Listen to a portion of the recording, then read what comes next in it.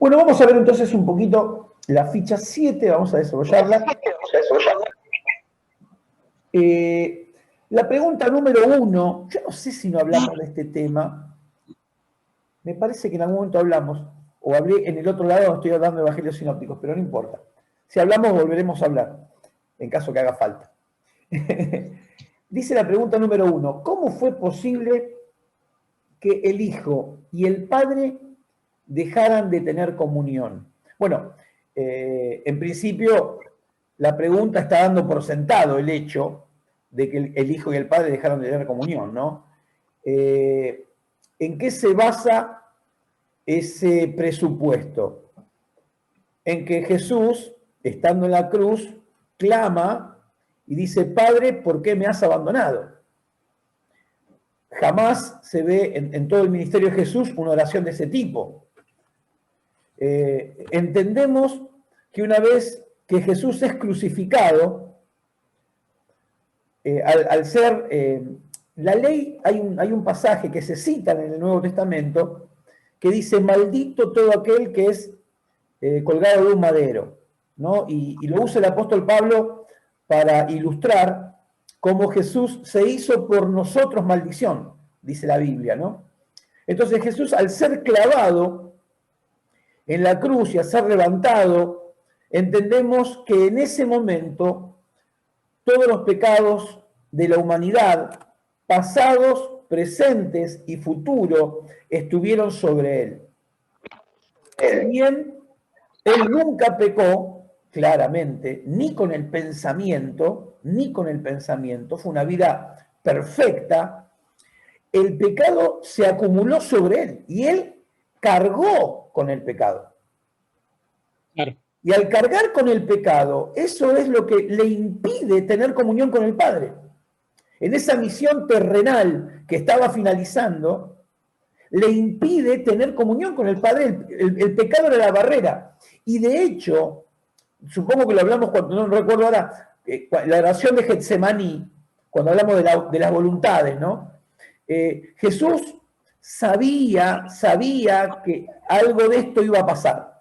Yo supongo que no tenía una idea perfecta, completa de cómo sería el momento, pero él sabía a qué venía. Él sabía que iba a cargar con el pecado del mundo y él sabía que en ese momento iba a perder la comunión con el Padre. Y esto es lo que a Jesús lo desvelaba, ¿no? Lo desesperaba, al punto tal de que ese fue el eje de la oración en Getsemaní.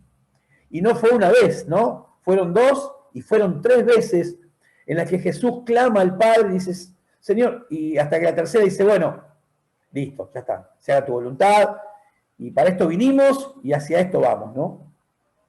Ahora bien, esta es la explicación que creo que la mayoría de ustedes entiende sin ningún problema. Ahora, el tema es, yendo a lo finito y yendo a lo profundo, si Dios es uno solo y el Padre es Dios y el Hijo es Dios, ¿cómo puede ser más allá de la misión terrenal?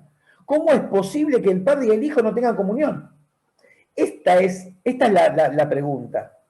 Y yo personalmente encuentro una sola respuesta. Esto es una paradoja. Es una paradoja teológica. Sinceramente, yo no me puedo atribuir la capacidad o el conocimiento para explicarlo, porque es algo que está en la profundidad, en la intimidad misma de Dios. Yo no tengo una explicación teológica. He consultado pilas, ¿no? Pilas de libros de teología y la mayoría se queda solamente en esta explicación que dimos recién, pero no leí ninguno que vaya más allá que de lo que estoy hablando, ¿sí? Yo prefiero la postura de la humildad, de reconocer que no nos da el cuero, para meternos ahí adentro, ¿no? Estamos hablando de la intimidad de Dios, que en algún momento entenderemos cabalmente, pero hoy no se puede. Y me parece, en algunos casos he leído algunas cosas Y sinceramente, le abro mi corazón, sinceramente me parece un tema de orgullo que alguien se ponga a explicar esto. Pero bueno, entonces, en definitiva, ¿cuál es la respuesta? Lo que dijimos, es una paradoja. O sea, para mí no hay una explicación que esté a nuestro alcance. Lo que sí entendemos que pasó, entendemos lo que pasó. Entendemos que en ese momento en la cruz sobre Jesús se acumuló todo el pecado de toda la humanidad de todos los tiempos, pasado, presente y futuro. ¿Sí? Lo que produjo que el Dios Santo no pudiera tener comunión con el Hijo en ese momento, en esa función humana que él estaba llevando a cabo. ¿Está bien? ¿Alguien quiere comentar algo? No, yo puse porque él cargó con todo el pecado, puse yo, ahí en ese. Es lo que dijimos, ¿está bien? Perfecto. Pero ahora que usted explica más... No te escuché. Ahora que usted explica un poco mejor... No te escuché. Ahora que lo explica, es como uno que lo entiende mejor. Perfecto, perfecto, buenísimo. Lo está escuchando mal igual. ¿Los demás cómo me escuchan? Sí, se escucha mal. Pues yo te escucho mal a vos. Sí, se escucha mal. Ah, Sí. Es bien, que Hay que silenciar el micrófono. eso, Ahí está. tienen que estar los micrófonos. Bien, bárbaro. Eso que usted dice, profesor, yo se lo pregunté una vez al pastor Rocco, porque no entendía cómo el hijo le decía al padre, y él me dijo algo así que cuando estemos en la presencia del Señor, si nos queda alguna pregunta, porque no me lo podía explicar, y yo tampoco no lo podía. Por eso digo, yo en lo estrictamente personal, me parece un acto de orgullo querer explicar esto. Sinceramente, yo prefiero el camino de la humildad y decirle, chicos, hasta acá llegamos. Si nosotros pudiéramos explicar todo de Dios, Dios sería bastante chiquito, ¿no? Si Dios entrara en esta cabecita y pudiéramos explicar todo, sería bastante chiquito y nuestro Dios es trascendente, es infinitamente perfecto y nada. Entonces, hasta ahí llegamos. Si entendemos qué pasó, buenísimo. Ahora, ¿cómo es posible esto? Bueno, no tenemos una explicación, no está a nuestro alcance.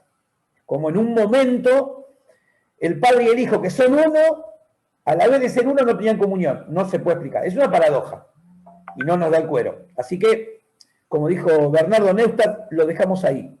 Yo calculo que el 90% no tiene ni idea quién es Bernardo Neustadt, pero algunos sí. Bueno. Él decía no me dejen solo, decía. Claro, sí, muy bien, Sole, mirá, jovencita, pero ¿qué viste? Video de YouTube.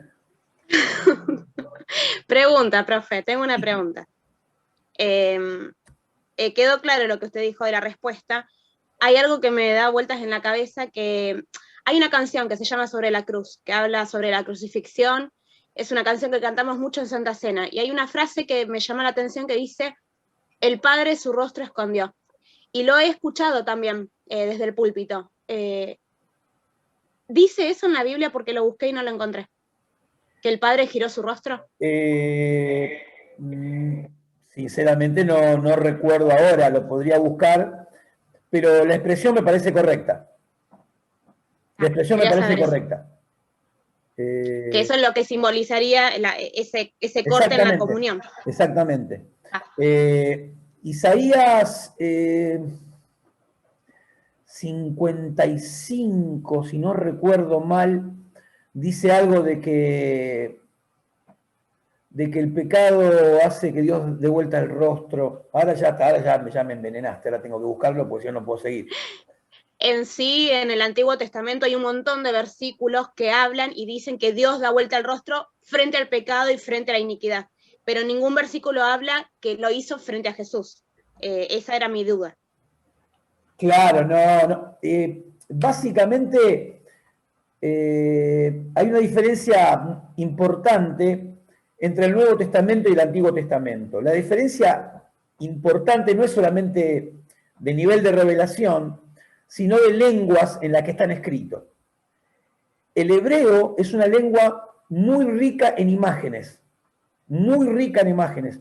A veces para traducir una palabra del hebreo hay que usar 3 de español, porque la palabra es una foto y no hay una traducción posible. Hay que usar 2 o 3 palabras en español para traducir. Pero tiene muchas, es muy así de imágenes vívidas y son muy difíciles de traducir. Por ejemplo, hay un pasaje de Isaías que nosotros leemos en Reina Valera, creo que dice algo así como, no sé, el no sé qué de los caballos. Y si habría que traducir literalmente lo que dice en hebreo, habría que traducir, eso habría que traducir. No es como un sonido onomatopésico, es terrible.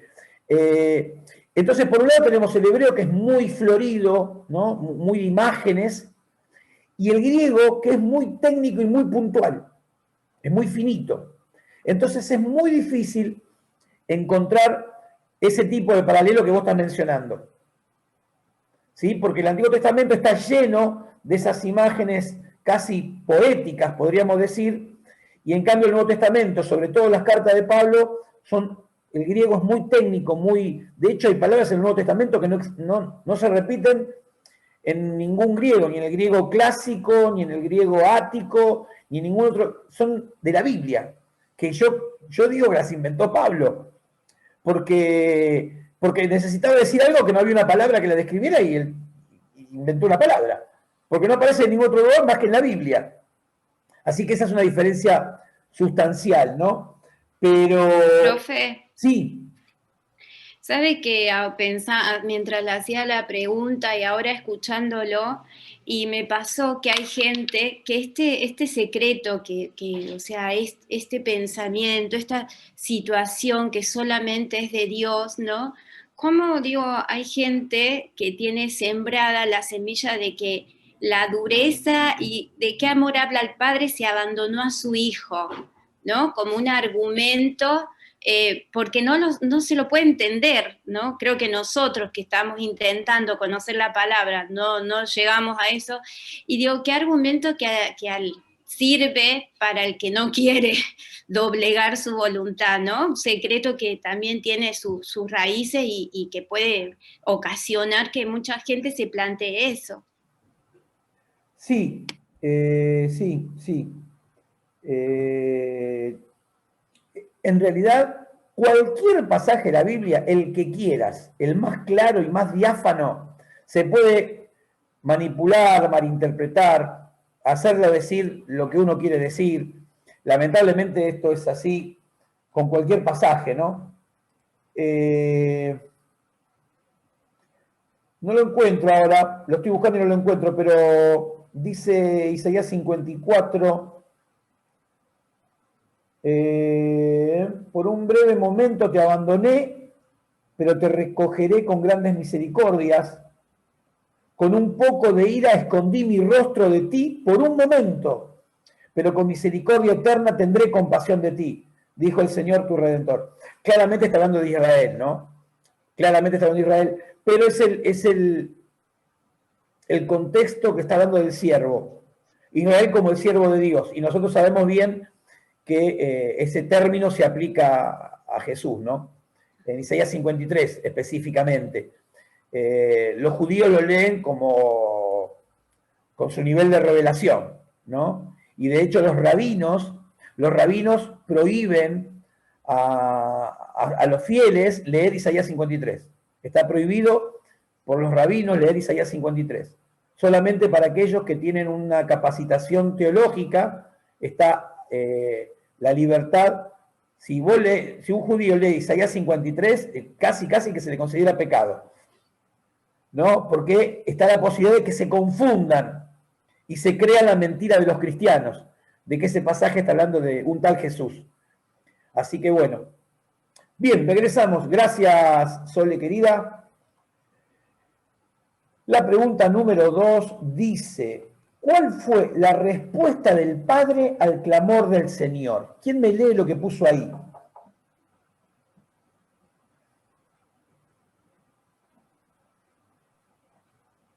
Profe, yo puse, según lo que entendí, que el velo se rasgó, la tierra tembló y las piedras se partieron.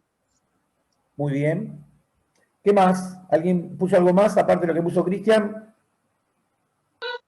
Yo puse que se hizo la voluntad de lo que estaba planificado desde el principio. No, que no hubo respuesta del Padre. Bueno, ok. ¿Otro? ¿Uno más? Yo creo que el Señor, o sea, se cumplió el plan y el Señor se lo llevó, o sea, se cumplió lo que estaba hasta la ascensión del Señor. Bueno, ok. Lo primero, Jesús hace un clamor y el Padre responde. Lo primero es que terminó con el sufrimiento del Hijo. Termina con el sufrimiento del Hijo. Lo primero. Lo segundo que vemos es que se rasgó el velo del templo y entendemos que no fue un problema del terremoto, sino que la Biblia destaca que el velo se rasgó de arriba abajo. No es casual. Ustedes saben que el velo que separaba el lugar santo del lugar santísimo, era algo muy, muy grueso, muy grueso. Una tela casi, podríamos decir, imposible de rasgar. Así, imposible. No había forma de que semejante tela se rasgara, no había forma. Ni, no sé, sometiéndola a una máquina, pero no había forma. Y sin embargo dice que se rasgó y destaca que sea de arriba abajo. Inclusive el autor de la carta a los hebreos, el escritor de la carta a los hebreos, lo menciona y lo explica. ¿No? Dice que la Biblia lo dice así porque fue un acto de Dios. ¿No? Entonces, lo primero es que termina con el sufrimiento del Hijo. Lo primero. O sea, lo que más le interesaba a Dios en ese momento era el sufrimiento del Hijo. Lo termina. ¿Sí? Termina el sufrimiento. Y lo segundo, comienza a darle testimonio a los hombres. Primero rasgando el velo de arriba abajo. Después dice que las rocas se partieron. Las rocas se partían. O sea, imagínense el cuadro apocalíptico, ¿no? De que la tierra tiembla y las rocas se parten. Un espectáculo de terror, ¿no? Porque los que estaban ahí tendrían que estar aterrorizados. Y por último, abrió sepulcros de creyentes. Y estos volvieron a vivir. ¿Sí? Volvieron a vivir. Y acá quisiera mencionar algo algo semántico, de terminología. Nosotros decimos siempre Jesús resucitó, ¿no? Bueno, en realidad no fue una resucitación, sino fue una resurrección. No es lo mismo resucitación que resurrección. Estos sí resucitaron. Resucitaron, volvieron a la vida, pero volvieron a morir en algún momento. Igual que Lázaro. ¿Cómo? Igual que Lázaro. Claro, Lázaro resucitó, pero en algún momento volvió a morir. ¿Sí? Ahora, Cristo fue una resurrección. Nosotros comúnmente o vulgarmente decimos, resucitó, ¿no? Y cantamos, bueno, está bien, pero tenemos que entender nosotros, como estudiantes de teología, la diferencia entre resucitación y resurrección. Cuando alguno en una sala de terapia intensiva se muere y le hacen ahí todas las técnicas, ¿no? Que le ponen las paletas ahí, le dan electricidad. Bueno, son procesos de resucitación, no de resurrección, ¿no? Nada, eso quería mencionarles porque me di cuenta que no está en la ficha y no quería pasar por alto ese detalle, que ustedes lo tengan bien en claro. Muy bien. La pregunta 3 dice, ¿qué conclusión sacaron de todo lo que estaban viendo los soldados romanos? ¿No? Los soldados romanos dijeron, verdaderamente este era hijo de Dios. Fue tan extraordinario el fenómeno, ¿no? Que se hizo de noche a las 3 de la tarde. Se hizo de noche, todo lo que pasó, todos los eventos, y aparte todos juntos uno tras otro. Y estos tipos, que eran bastante malos, bastante crueles con esta nación sometida de Israel, tuvieron que reconocer o reconocieron que el que había muerto en esa cruz era hijo de Dios. O sea, imagínense lo que fue eso para que personas que no creían, que ni siquiera habían sido predicadas, no es que, viste, le predicaron y no creyeron, nada, o sea, nada de nada. Y viendo eso dijeron, loco, posta, este era hijo de Dios, no hay otra explicación a lo que está pasando, ¿no? El extraordinario fenómeno que se dio en ese momento. Muy bien, después dice la pregunta 4, ¿qué profecía se cumple en Mateo 27, del 57 al 60? Mateo 27, del 57 al 60, dice: llegado el atardecer, vino un hombre rico de Arimatea, de nombre José, el cual también se había hecho discípulo de Jesús. Este se acercó a Pilato y pidió el cuerpo de Jesús. Entonces Pilato mandó que le fuera dado, y José, tomando el cuerpo, lo envolvió en una sábana limpia y lo puso en un sepulcro nuevo que había excavado en la roca, y después de hacer rodar una gran piedra a la entrada del sepulcro, se retiró. ¿Sí? Y entendemos que ahí se cumple una profecía del Antiguo Testamento. ¿Sí? ¿Quién puso ahí? ¿Qué pusieron ahí?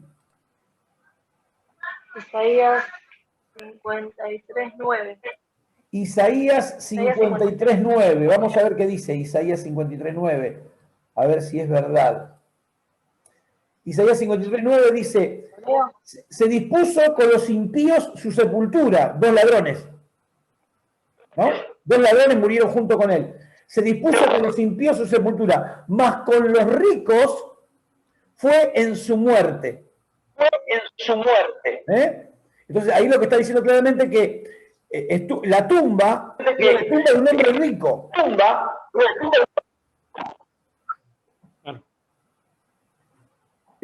Básicamente eso, ¿no?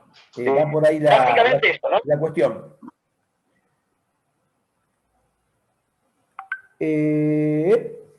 Muy bien. La pregunta 5. A ver si la engancharon esta. Esta había que dejar. Algunas son de lectura, ¿no? Y algunas son de reflexión y otras son de imaginación. La pregunta 5 dice: ¿qué pecado comete el Sanedrín por el que permanentemente acusaban al Señor? ¿Qué pusieron ahí?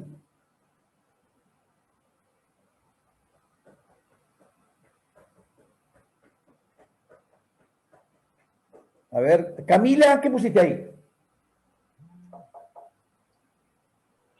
No, profe, esa es la que no contesté.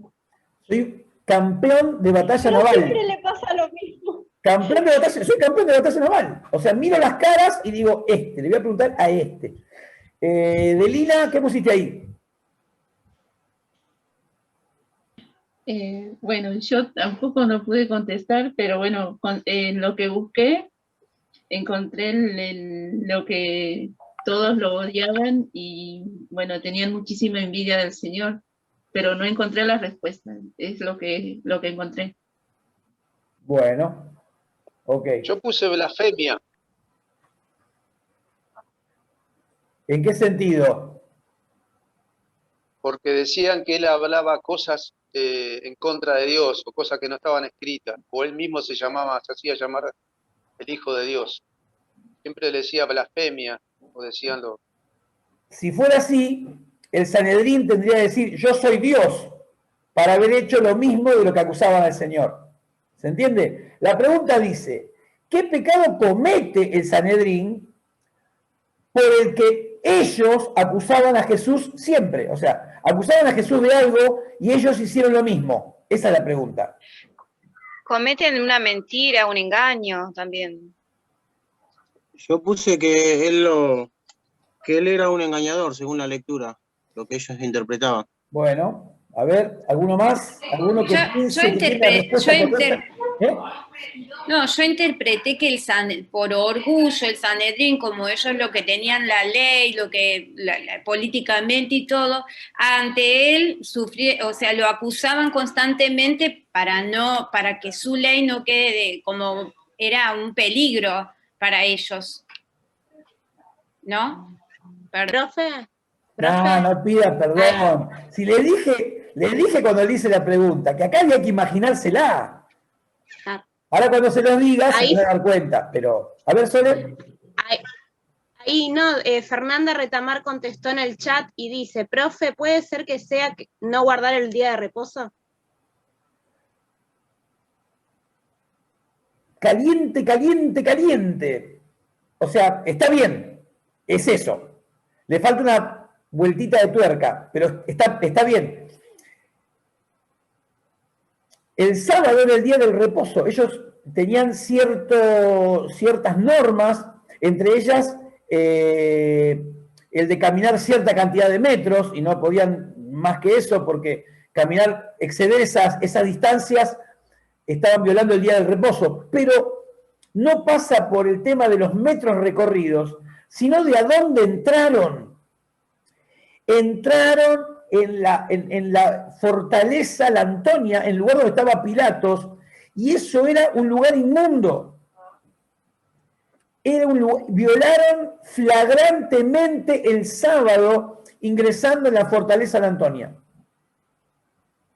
Por eso dije, la tenían que, bueno, bien, Fernanda la cachó, pero esta no era que si estudiaste más o estudiaste menos, había que enganchar para dónde iba yo, ¿no? Había que imaginárselo. Pero lo que sí es objetiva la respuesta, ¿no? La pregunta es de imaginación, pero la respuesta es objetiva. Violaron pero aparte no fue una cosita más o menos. Fue una violación flagrante, terrible. Lo acusaban al Señor todo el tiempo de violar el sábado. Y ellos se mandaron una impresionante, ¿no? Así que es esa, básicamente la respuesta. Violaron el sábado ingresando en la casa de Pilatos.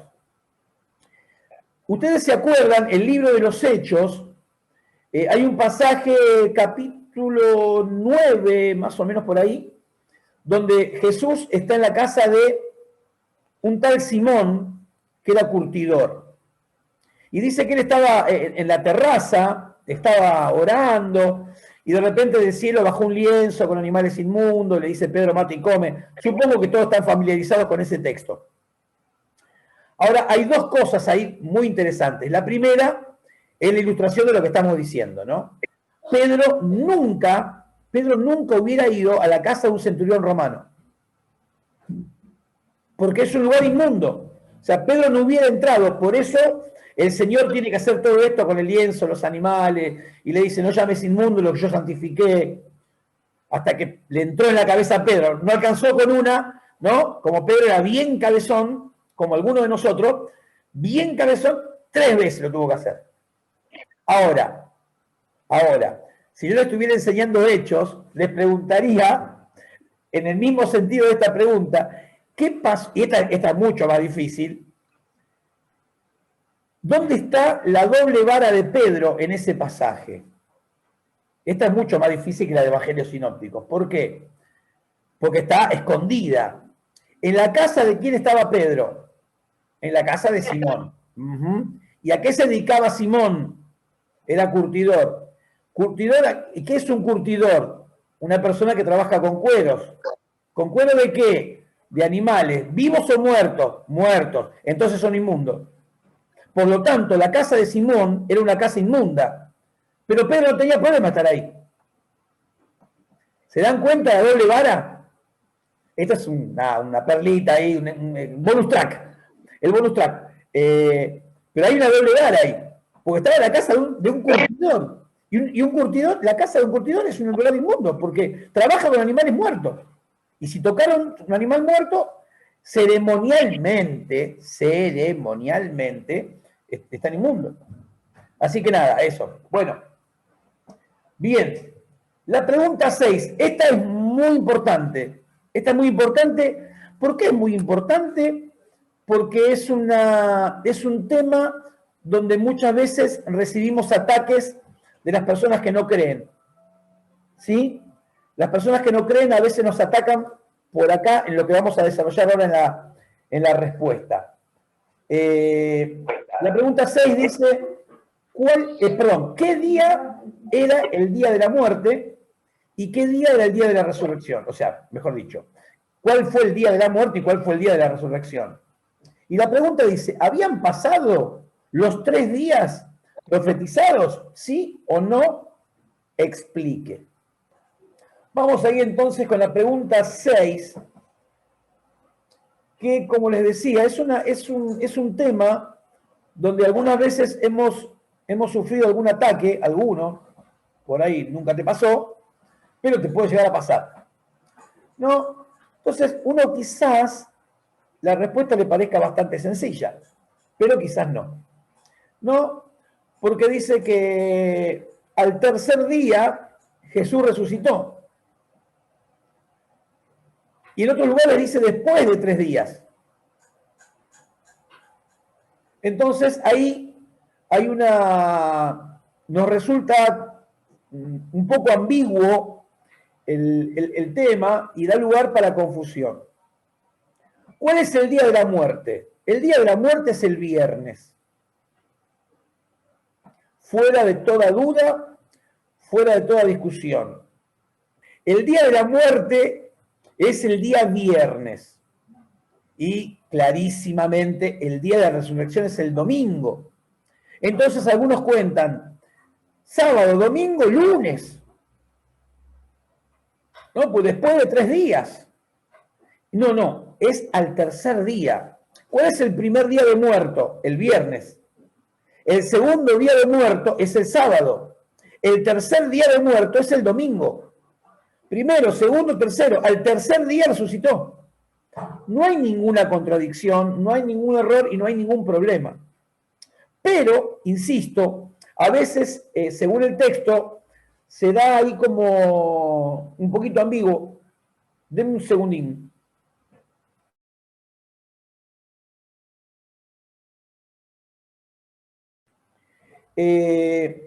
Entonces, la profecía decía al tercer día.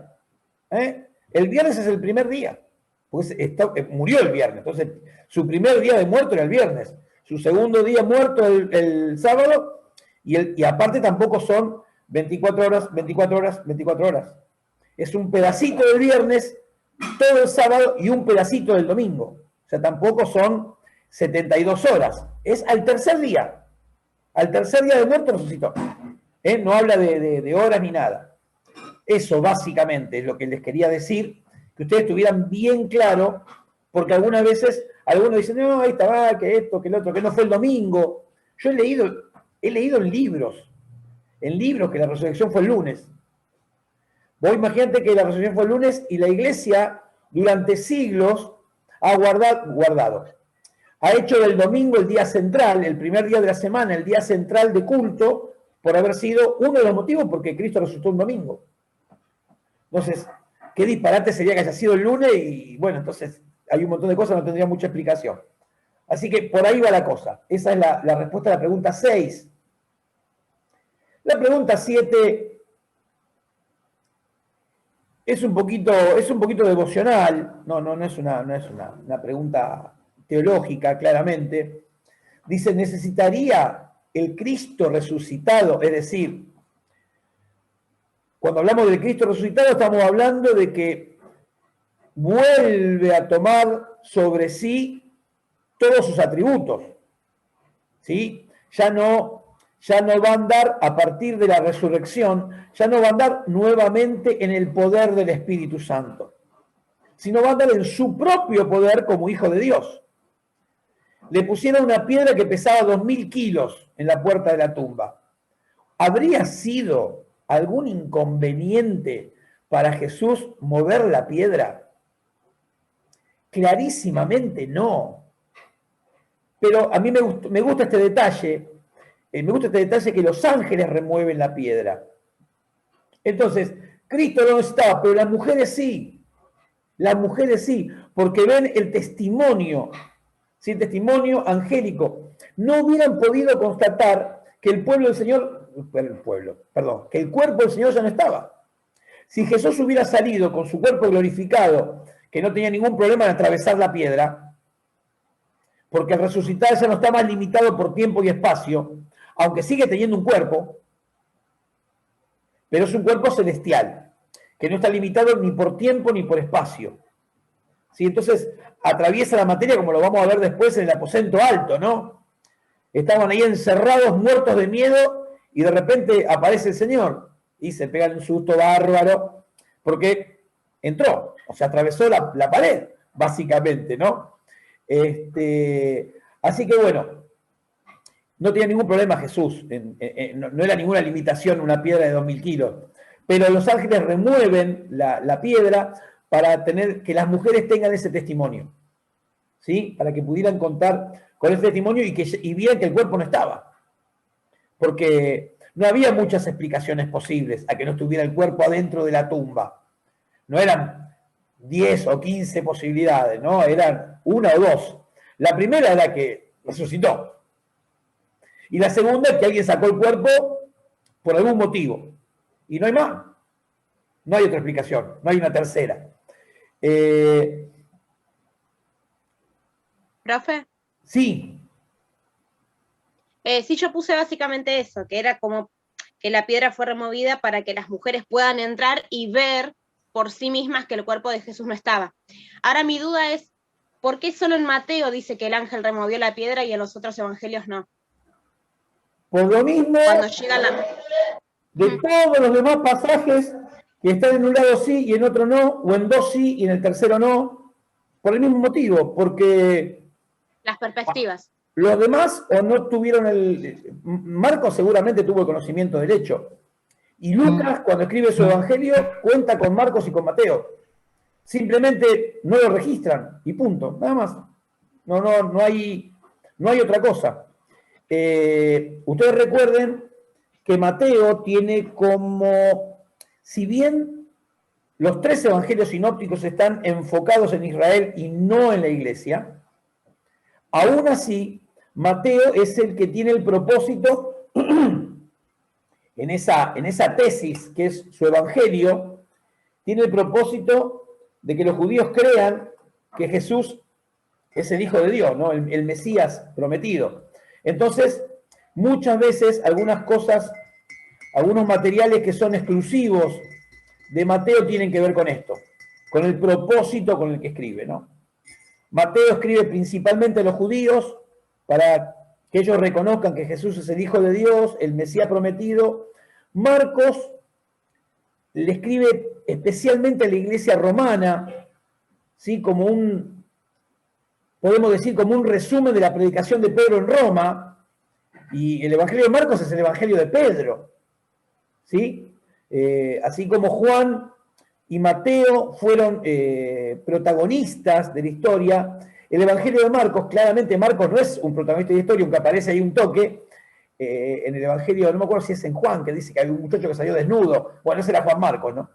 Pero Marcos escribe como, yo lo digo así, ¿no? Como amanuense de Pedro, seguramente al dictado de Pedro, porque hay muchos detalles en Marcos, muchos, que son muy minuciosos, ¿no? Que habla de los dedos de Jesús, de los ojos de Jesús. Era imposible, si no estabas ahí, era una cosa que no hubiera venido por inspiración divina, ¿no? Así que seguramente escribe el dictado de Pedro. Así que le escribe básicamente a los romanos. Y por eso el Evangelio de Marcos es acción. Lo vemos a Jesús yendo de acá para allá, sanando, liberando, ¿no? Lo muestra como el siervo, ¿no? Lo muestra como el siervo de Dios. Y Lucas también tiene otro enfoque. Lucas se dirige a su pueblo, a los griegos, para demostrarle que lo que para ellos era locura, que Dios hiciera hombre, para ellos es una locura, y el Evangelio de Lucas explica eso que no es ninguna locura. Mira, lo que pasó fue esto, ¿no? Así fue la historia. También Lucas tiene esa mirada, ese enfoque, y lo muestra como Dios hecho hombre, básicamente. Entonces tiene que ver un poquito con esto, ¿no? Hay material que Profe, sí. Ahí Nancy y Juan escribieron que en un texto dice 2 ángeles y en otro texto dice 1 ángel. Bueno, es lo mismo que hemos hablado de los 2 ciegos y un ciego. Es exactamente igual. Exactamente lo mismo. Uno menciona los 2 que estaban y uno menciona solamente uno, porque probablemente fuera el que habló, porque por ahí tenía otro porte, vaya uno a saber.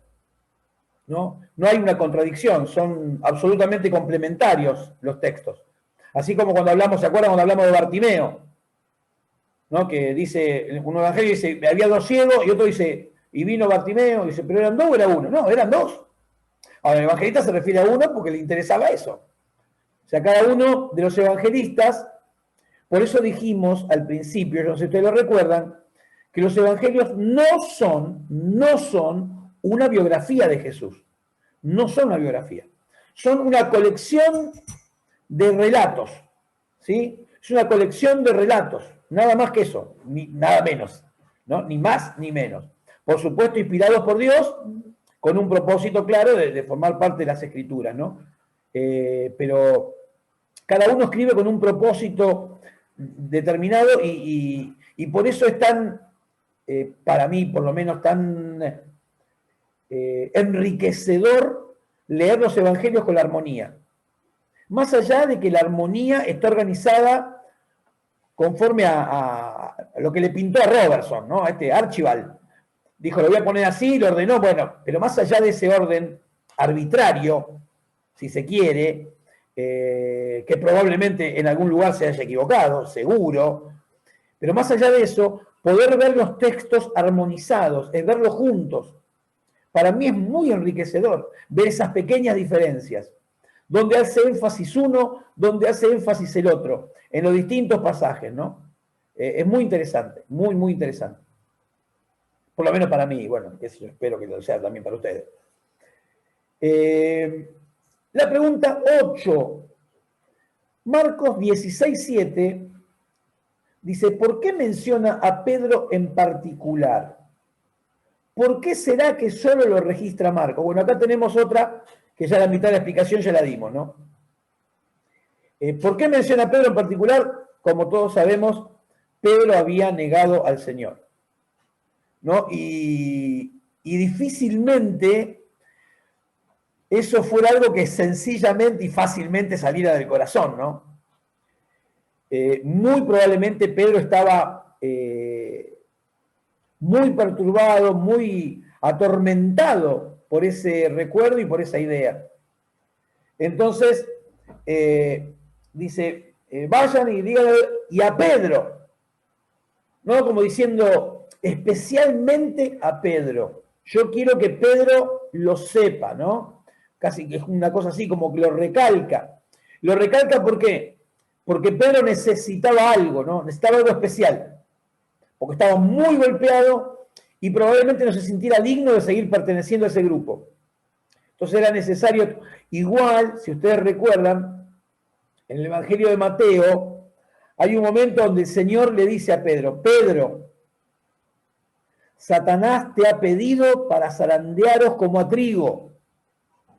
Dice, pero tranquilo, vos una vez ¿vuelto de dónde? Y vuelto de este apartamiento momentáneo a causa del dolor por su pecado y no sentirse todavía, no sentirse perdonado. Dice, pero tú una vez vuelto, confirma a los hermanos, ¿no? Así que Jesús ya le había avisado. Difícilmente le pudiera venir eso a la cabeza, salvo que el Espíritu Santo se lo trajera, pero bueno, ya estaba sobre aviso. Después seguramente Pedro, con el paso de los años, habrá dicho, che, mirá vos, Jesús me había dicho, Jesús me lo había dicho. Pedro había negado al Señor y probablemente los remordimientos lo estuvieran atormentando. Solo lo registra Marcos porque, como la tradición lo afirma, debe haber contado con material provisto por Pedro, además de su supervisión. Bueno, lo que decía recién, ¿no? Todo lo que dijimos del Evangelio de Marcos. Probablemente haya escrito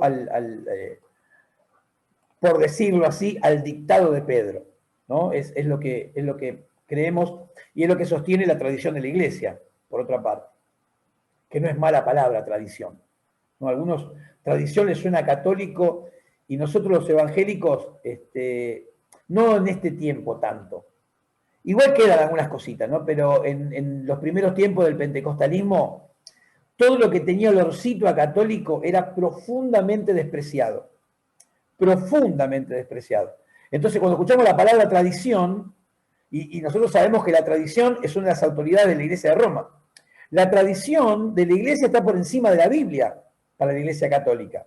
Viene Papa, tradición, Biblia, en ese orden.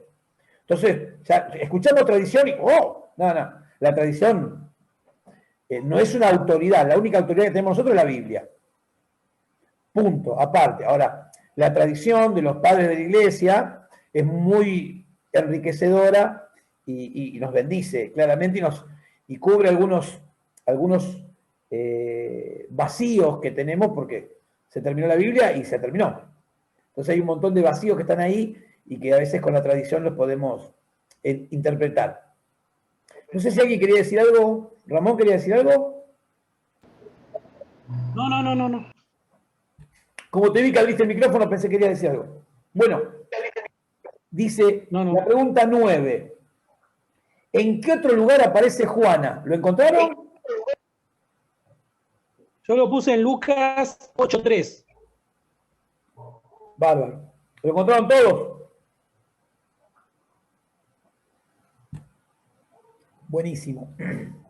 ¿Se acuerdan de Juana, la novela de los brasileños? Terrible esa Juana, ¿no?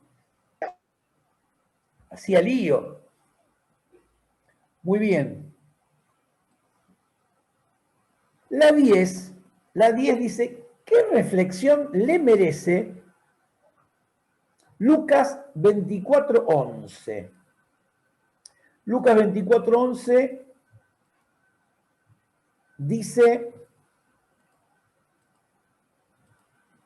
¿qué dice? ¿Cómo dice? Dijo Luismi. Oh, no lo tengo, no lo encuentro. Qué bárbaro. Estoy en la armonía y no encuentro Lucas 24. El tipo está más perdido. Dice, y estas palabras les parecieron como un delirio y no las creían. Ahí está.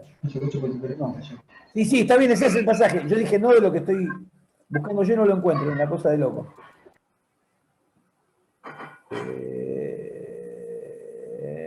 Acá está. Dice Lucas, una vez que regresaron del sepulcro, las mujeres anunciaron todas estas cosas a los 11 y a todos los demás. No había simplemente 11, eran muchos más. Y eran Miriam de Magdala, Miriam y María es lo mismo. Miriam de Magdala y Juana, y Miriam la de Jacobo, y las demás que estaban con ellas, las que dijeron estas cosas a los apóstoles. Y estas palabras a los apóstoles les parecieron como un delirio y no las creían. Bueno, yo les puse ahí la pregunta, ¿qué opinión tienen o qué reflexión les merece este versículo? No sé si alguno me quiere responder algo ahí.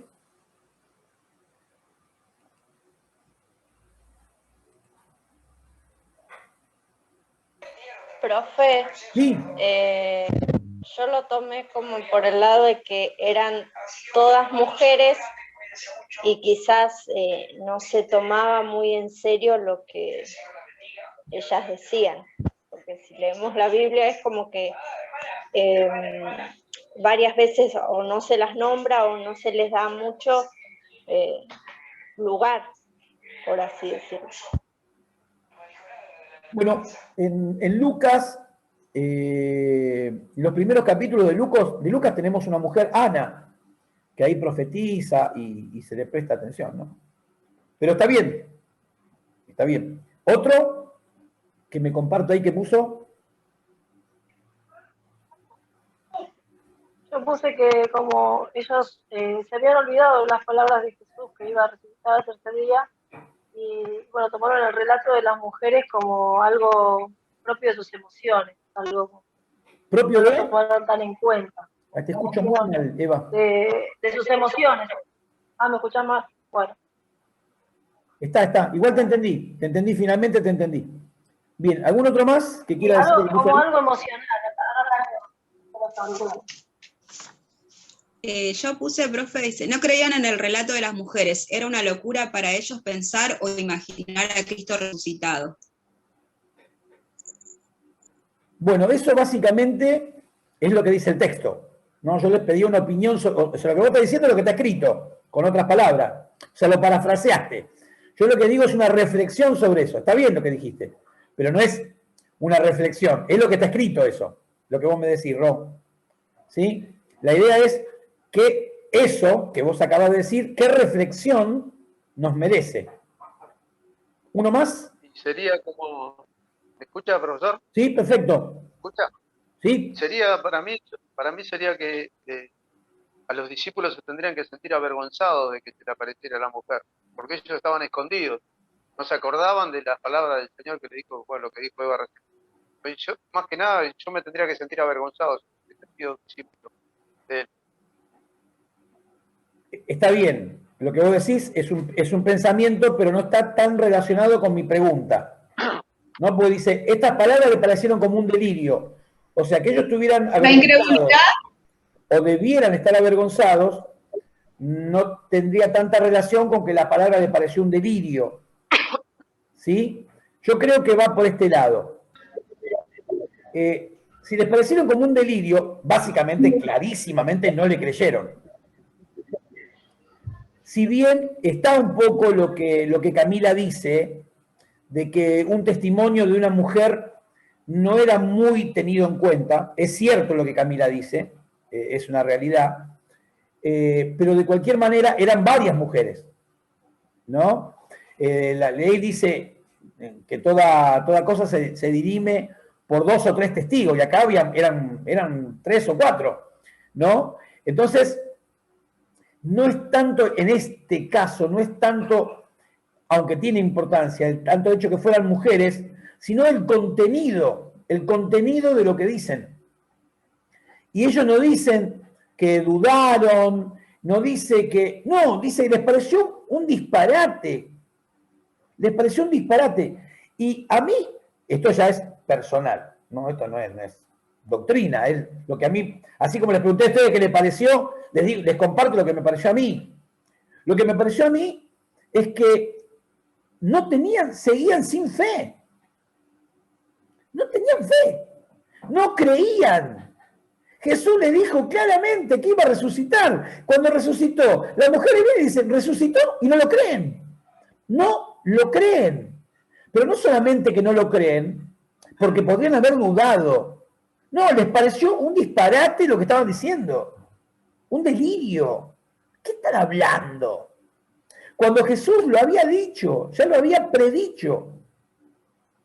Entonces lo que yo veo es una terrible falta de fe.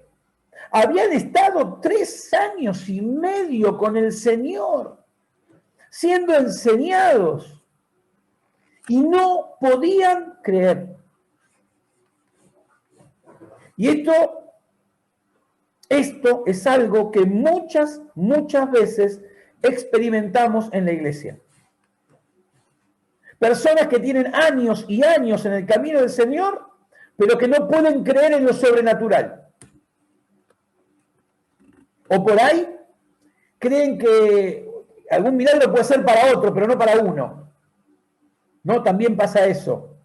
O alguien da una palabra profética, aunque hoy en día no es tan común, bueno, en algunos ámbitos. En algunos ámbitos hay de menos y en otros ámbitos hay de más. Pero la palabra profética sigue existiendo, ¿no? Y les cuesta creer, ¿no? Les cuesta creer. Básicamente eso, a mí me pareció tremendo este texto. Tremendo. Hay otro texto en el libro de los Hechos, muy parecido a este, que dice cuando lo meten preso a Pedro, ¿no? Lo meten preso a Pedro. Entonces, ustedes se acuerdan de la historia, el ángel va, lo libera, Pedro vuelve a la casa, pero la puerta obviamente estaba cerrada por el miedo que tenían. Entonces Pedro golpea y va una pibita a la puerta, ¿no? Una tal Rode. Y Rode dice, ¿quién es? Pedro, abrime. Pedro. Y se va corriendo. Fue tanto el asombro y la alegría, las dos cosas mezcladas, que se va para adentro. En lugar de abrir la puerta, se va para adentro. Es Pedro, vino Pedro. Y la mira como diciendo, vos estás loca. Vos estás loca. Pedro está en la cárcel. Y encima la rematan con, debe ser un fantasma. Bueno, ahí ya la completaron, ¿no? La recompletaron. Así que bueno, algunos disparates que hay entre nosotros muchas veces también estaban entre los discípulos que caminaron 3 años y medio con Jesús, ¿no? Así que bueno, no hay que asustarse tanto, pero sí hay que prepararse, ¿no? Y permitir que las escrituras nos enseñen lo que nos quieren enseñar, ¿no? Ese pasaje de Rode es mundial, porque primero que Rode no abre la puerta, tendría que haber abierto la puerta y listo, ¿no? Pero se enloqueció tanto, tanta alegría, que se fue para adentro, dice, vino Pedro, y lo dejó afuera. Y yo creo que tenía que pasar eso para estar en testimonio de incredulidad de los discípulos. Ya Jesús había resucitado, había ascendido, ya había pasado Pentecostés, ya tenían, en ellos tenían el Espíritu Santo, pero igual estaba este tema, ¿no? Este tema de la incredulidad. Es algo contra lo que los creyentes tenemos que luchar, ¿no? Ser creyente y ser incrédulo es incompatible. Sí, Ivana. Yo puse que pensaron que estaban borrachas. Bueno, eso básicamente es una especulación. Sí. No hay ningún indicio, pero está bien. Ponele.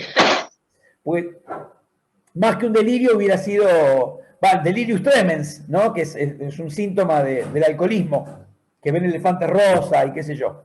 Bueno, está bien, Ivana. La idea estaba por ahí. Les pareció una locura, ya sea motivado por el alcohol, eventualmente, o por otro motivo. Bien. La pregunta 11 tiene un defecto en la redacción, porque la respuesta está en el Evangelio de Juan, no está en los sinópticos, y yo me equivoqué. Les cuento, yo en algunos institutos se dan los 4 juntos, y en los institutos de la Unión, cosa que me parece perfecto, se da separados, como corresponde. No se puede estudiar juntos. Pero bueno, son institutos donde tienen mucha menos carga horaria y la materia es vida de Cristo, ¿no? Así. Entonces yo armé y por ahí esta ficha se me escapó la tortuga, no me di cuenta. Así que bueno, ese error mío seguramente condicionó la respuesta de ustedes. Porque ustedes buscaron los textos y lo único que habían encontrado son las mujeres, ¿no? Encontraban a las mujeres, seguramente. Pero bueno, a la primera que se le aparece es a María Magdalena. A la primera que esto nos cuenta Juan, insisto, ¿no? Insisto que la pregunta está mal redactada de parte mía. Yo ahí tendría que haber puesto consultar a Juan. ¿Eva? Claro, yo entendí que era a cuál de sus discípulos, porque la primera que se le aparece es a María, pero ahí María, en la pregunta decía ¿qué es María? ¿A cuál de sus discípulos? Claro, pero pensaba que hablaba de los 12, ¿entendés? Esos son los apóstoles. Son discípulos, pero son los apóstoles. O el grupo de los 12, en este caso de los 11, ¿no? Hasta que entró por el lesionado Judas. El cambio. Profe, en Marcos también dice. Marcos también dice, ¿eh? Sí, en Marcos 16, versículo 9, dice, habiendo pues resucitado Jesús por la mañana, el primer día de la semana apareció primeramente a María Magdalena, de quien había echado 7 demonios. Mirá, no me acordaba. Entonces no me equivoqué. ¿A dónde? ¿16 No se equivocó, profe. ¿Eh? ¿16 cuánto? 9. 16-9. No. A ver, espera. One moment. Pero al discípulo, al primer discípulo mencionan que se le aparece a Simón. Ya tengo la explicación. Yo también. En los originales, ustedes saben que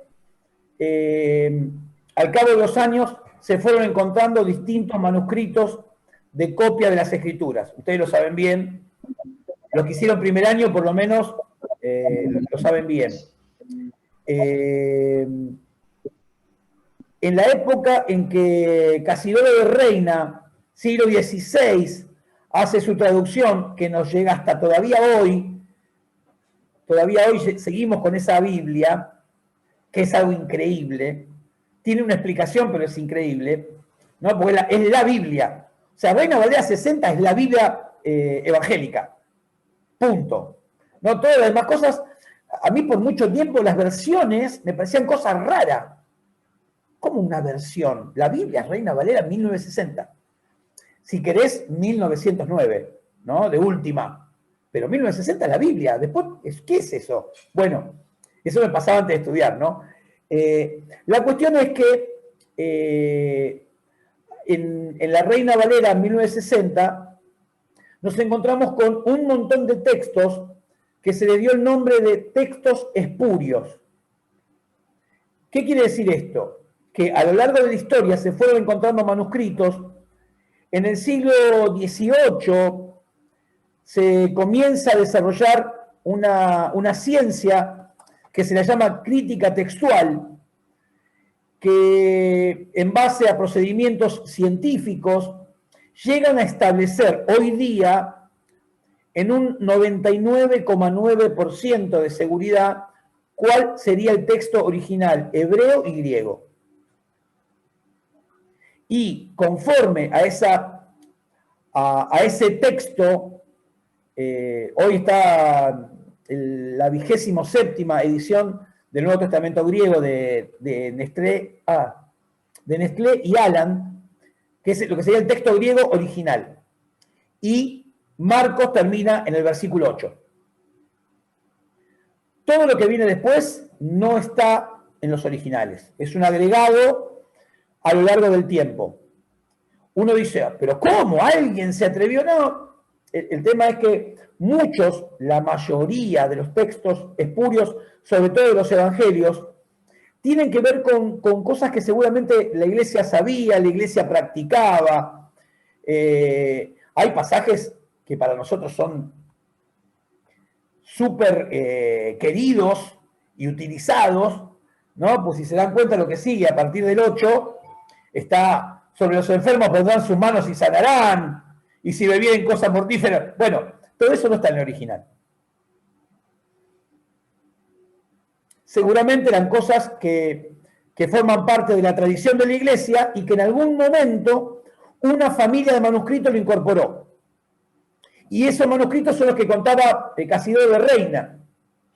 ¿Sí? Ahora, la pregunta del millón es, entonces, a partir del 8, o sea, del 9 en adelante, ¿es palabra inspirada por Dios? ¿Sí o no? La respuesta es no. Ahora, forma parte de nuestra tradición y la tomamos de esa manera. Se lo tomamos como si fuera. Sí, pero la realidad es que no están los originales. Esto, si no lo estudiaron antes, por ahí les produce ahí un poco de crisis. Bueno, esperen a tener introducción bíblica y ahí le van a hacer las preguntas pertinentes al profesor de introducción bíblica. Yo simplemente les digo esto para alumnos de cuarto año que ya tendrían que saberlo, ¿no? Pero les menciono como es circular nuestro programa, por ahí alguno entró en segundo, o alguno entró en tercero, o alguno empezó este año. ¿Alguno de ustedes empezó este año a estudiar? Ninguno. ¿No? Eva, ¿cuándo empezaste vos este programa?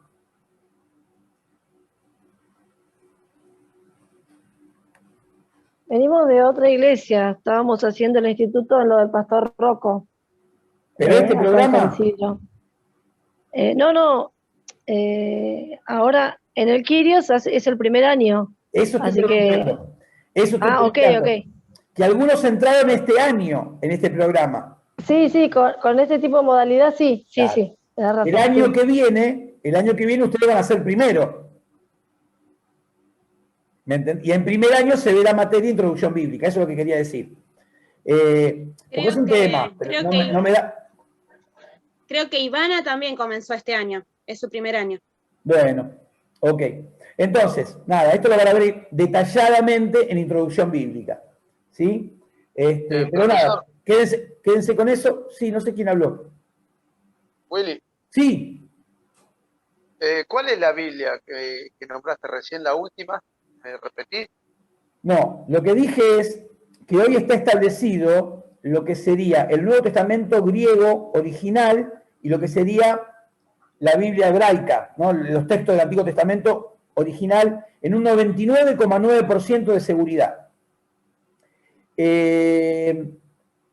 Entonces, las traducciones nuevas, las más modernas, están sobre esos manuscritos. Y, por ejemplo, hace un tiempito, yo no sé si lo comenté con ustedes, hace un tiempito andaba circulando que justamente o casualmente 2 estudiantes del Quirios me lo mandaron con una diferencia de 2 años entre uno y otro. Es decir, que eso anda dando vuelta y vuelve a aparecer cada tanto. Que decía que, así les digo en 2 trazos, ¿no? Que la NBI era satánica. Así, que la NBI era satánica. Porque recortaba la palabra de Dios y además la editorial que la editaba era una editorial satánica. Yo ya cuando lo leí, ya ni siquiera me pareció una estupidez de tamaña. Digo, ¿cómo puede haber gente que crea esto? ¿Y cómo puede ser que los cristianos lo difundan? Señor Dios Todopoderoso, Creador de los cielos, la tierra y el mar y todo lo que en ellos hay. Me violenta tanto las cadenas de ese tipo. Digo, loco, tenés que ir a la fuente. ¿De dónde salió eso? ¿Qué es lo que hice yo? Fui a la fuente. ¿Cuál es el tema? Voy a tomar un momento para esto. Los que tienen los derechos sobre los textos bíblicos son las sociedades bíblicas. Y las editoriales compran los derechos para editar. Entonces, Editorial Vida, por ejemplo, compra los derechos o paga los derechos y edita la Biblia. ¿Sí? Ahora, a la Editorial Vida la compró la Editorial Sondervan. Y a la Editorial Sondervan la compró la Editorial HarperCollins. Un tema comercial, estrictamente comercial. Nada que ver con religión, ni nada.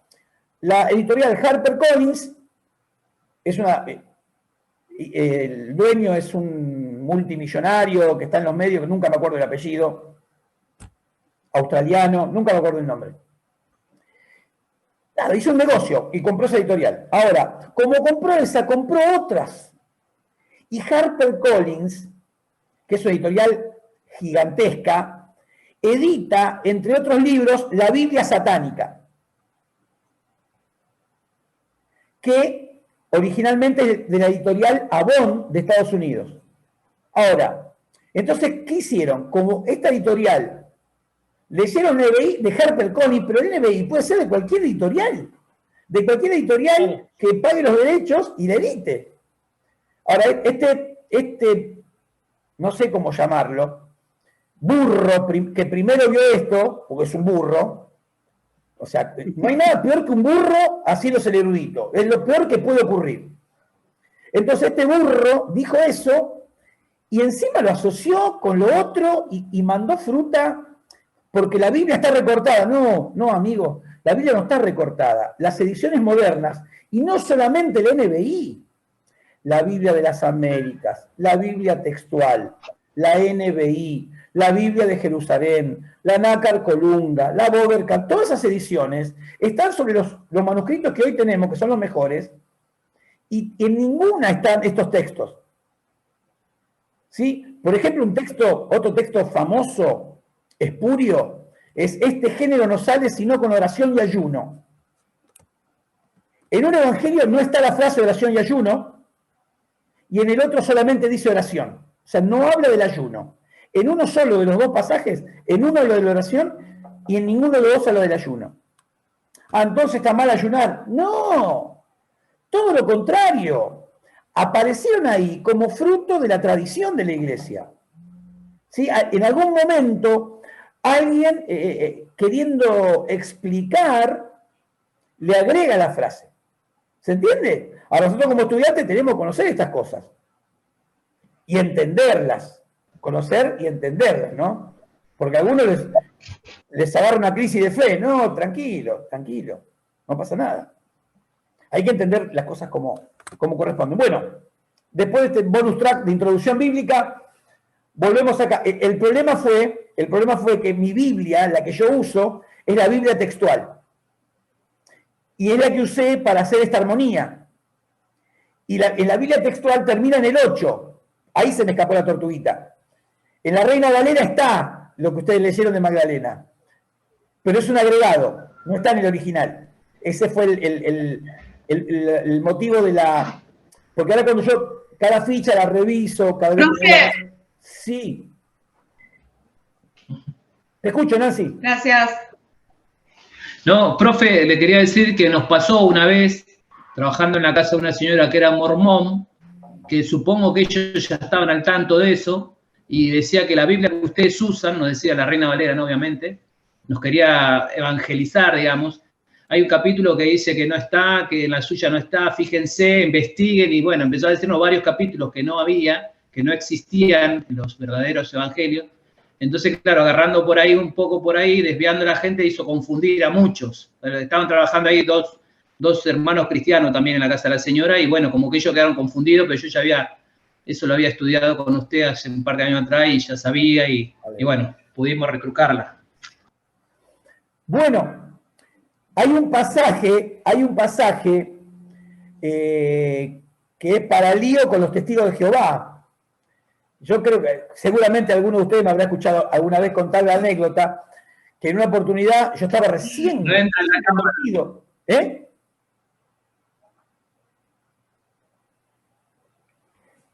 No entra en la pantalla. Estaba recién convertido y me tocaron el timbre los testigos. Y yo salgo a evangelizarlo, a comerme los crudos, ¿no? Tenía, no sé, 5 minutos de creyente. Y entonces, bueno, me empiezan a hablar y qué sé yo. Y nada, yo estaba recontra verde y ya fui al combate. A los 30 segundos ya estaba peleando, ¿no? Con los tipos. Y le digo... Porque la Trinidad, entonces me dice el testigo, me dice, no, la Trinidad no existe. Me dice, no está en la Biblia. ¿Cómo que no está en la Biblia? Entonces yo voy a Juan, primera Juan, capítulo 5, versículo 18, ya el tipo ya la tenía, viste, ya de pibito. Y me dice con cara de perdona vidas. Me miró con mucha ternura, con mucha calidez, y me dijo, mira, anda y pregúntale a tu pastor si ese texto verdaderamente está en la Biblia. Y nosotros mañana o pasado pasamos de nuevo. Bueno, está bien. Yo recaliente como una pipa y ya no aguantaba el tip, ya quería ir a la casa del pastor. Así que cuando lo veo, le digo, pastor, no sabe lo que me pasó. Vinieron estos atorrantes, mentirosos de los testigos de Jehová. Y nada, y me vinieron y yo les dije, ¿no? Que la Trinidad y ¿sabe lo que me dijo? Que este texto no está en la Biblia. Y el pastor me miraba y no sabía cómo explicármelo. No sabía cómo explicármelo. Y dice, bueno, mirá, calculá que yo no tenía nada de creyente. ¿Qué me iba a estar explicando la crítica textual y el Nuevo Testamento griego y qué sé yo? Me dice, es cierto, ese texto Es un texto que la Iglesia en algún momento agregó como explicativo del versículo anterior. Pero la realidad es que en los originales no está. Ah, no sabés. Creí que me moría, pero creí que me moría, porque claro, yo me apoyé ahí y, claro, obviamente a los 2 días volvieron. Me dice, hola, ¿cómo estás? Qué bueno verte. ¿Y ¿hablaste con tu pastor? Le digo, sí, hablé, sí. Y me dijo que era verdad lo que ustedes decían. ¿Sí? Pero te voy a decir una cosa, así, Te voy a decir una cosa. Está bien que lo del versículo, pero yo te voy a explicar algo. Dentro mío está el Espíritu Santo que me da testimonio de que lo que yo te digo es verdad y lo que vos me decís es mentira. Es así de corta. Entonces, no tiene mucho sentido que sigamos conversando. Porque vos a mí me considerás que yo te he equivocado y yo adentro mío sé que vos te has equivocado. Entonces no nos vamos a poner nunca de acuerdo. No pierdas el tiempo conmigo. Reconozco que tu tarea es bárbara, que estás ahí esforzándote, pero estás equivocado. Y espero que algún día lo puedas saber. Chau. Lo despaché. Pero bueno, nada. Pero ese texto de Juan 5:18 no está. Es uno de los textos que no está. ¿No? Y hay muchos textos que son muy queridos para los pentecostales y que, bueno, que tenemos que barajar y dar de nuevo, ¿no? Es decir, porque no esté ese versículo, no vamos a dudar de la doctrina de la Trinidad, por supuesto. Pero hay versículos, o por ejemplo, de orar por los enfermos y imponer las manos, por más que no esté en Marcos, sabemos que es así, ¿no? Pero bueno, nada, insisto, se lo dejo para introducción bíblica. Los que la cursaron, recuerden, y los que no la cursaron, tranquilos, que ya la van a cursar, y sus ojos serán abiertos, así como fueron los de Juan. Vamos a entonces a ver un poquito la pregunta número 11, que decía, ¿a cuál de sus discípulos se le apareció primero? Bueno, concluimos, ¿no? La mayoría entendimos que se le apareció a María Magdalena. Y la pregunta es, ¿qué les parece? ¿Qué opinión les merece? Porque, ¿qué sería lógico para mí? ¿Qué sería lógico? Que al primero que se le apareciera fuera a Pedro, o a Juan, Jacobo y Pedro. No, se le aparece a María Magdalena. Yo tengo una aplicación devocional para esto, pero me gustaría escuchar a alguno de ustedes que me diga qué puso en la pregunta 11.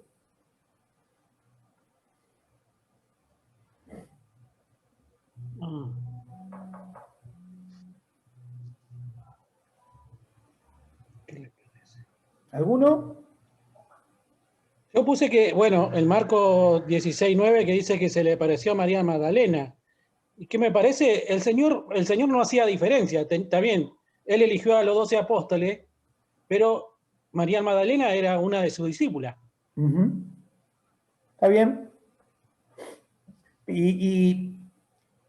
O sea, tu reflexión sobre eso es que no hace diferencias.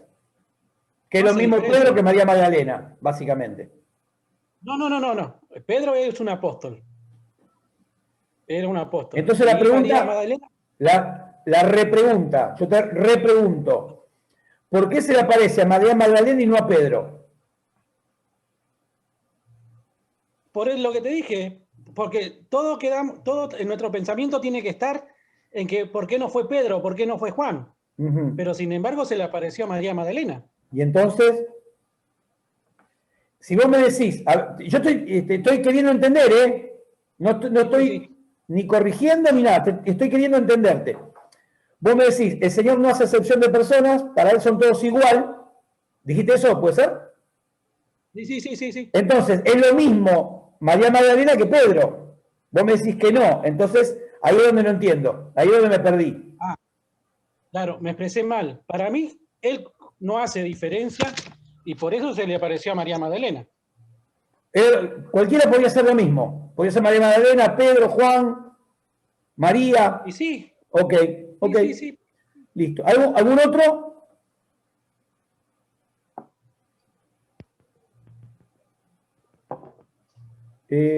Sandra, ¿qué pusiste ahí, Sandra?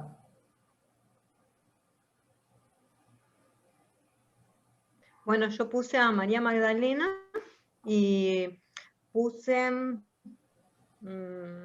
que se le había parecido por la falta de incredulidad que veía en ella. Por la incredulidad, no por la, ojalá hubiera habido falta de incredulidad, no, por la incredulidad. Ok. Bueno. ¿Y por qué se le aparece a María Magdalena entonces?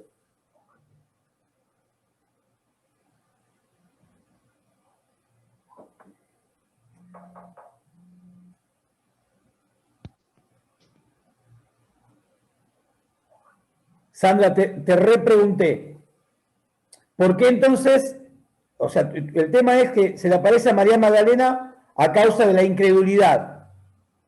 De la incredulidad del resto, supongo que te referís.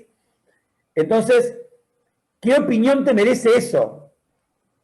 La incredulidad del resto. Por ahí va la cosa, ¿no?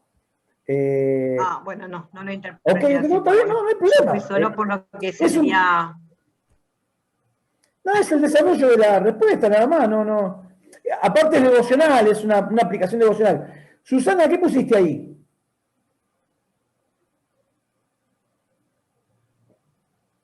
No la puse, profe, no la hice. Bueno, no, ok.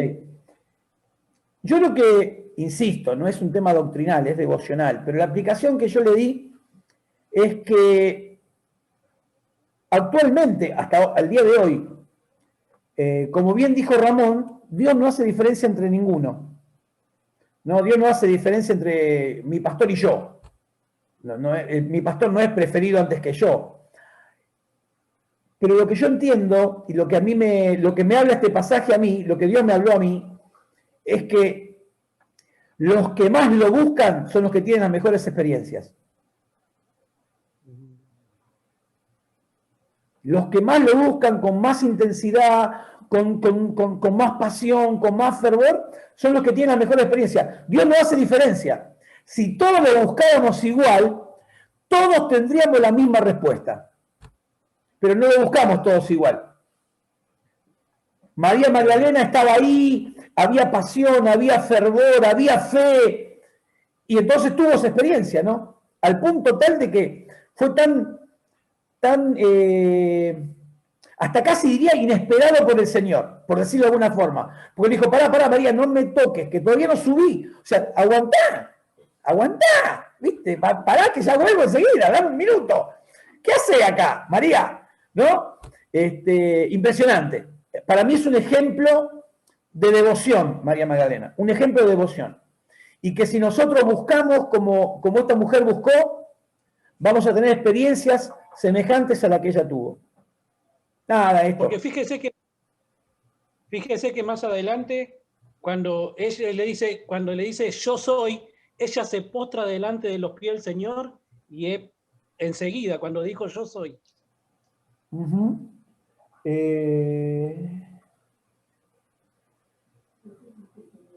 estás hablando de Marcos? Claro, sí. Está bien, no lo tengo delante de la vista ahora, porque me termina en el 8.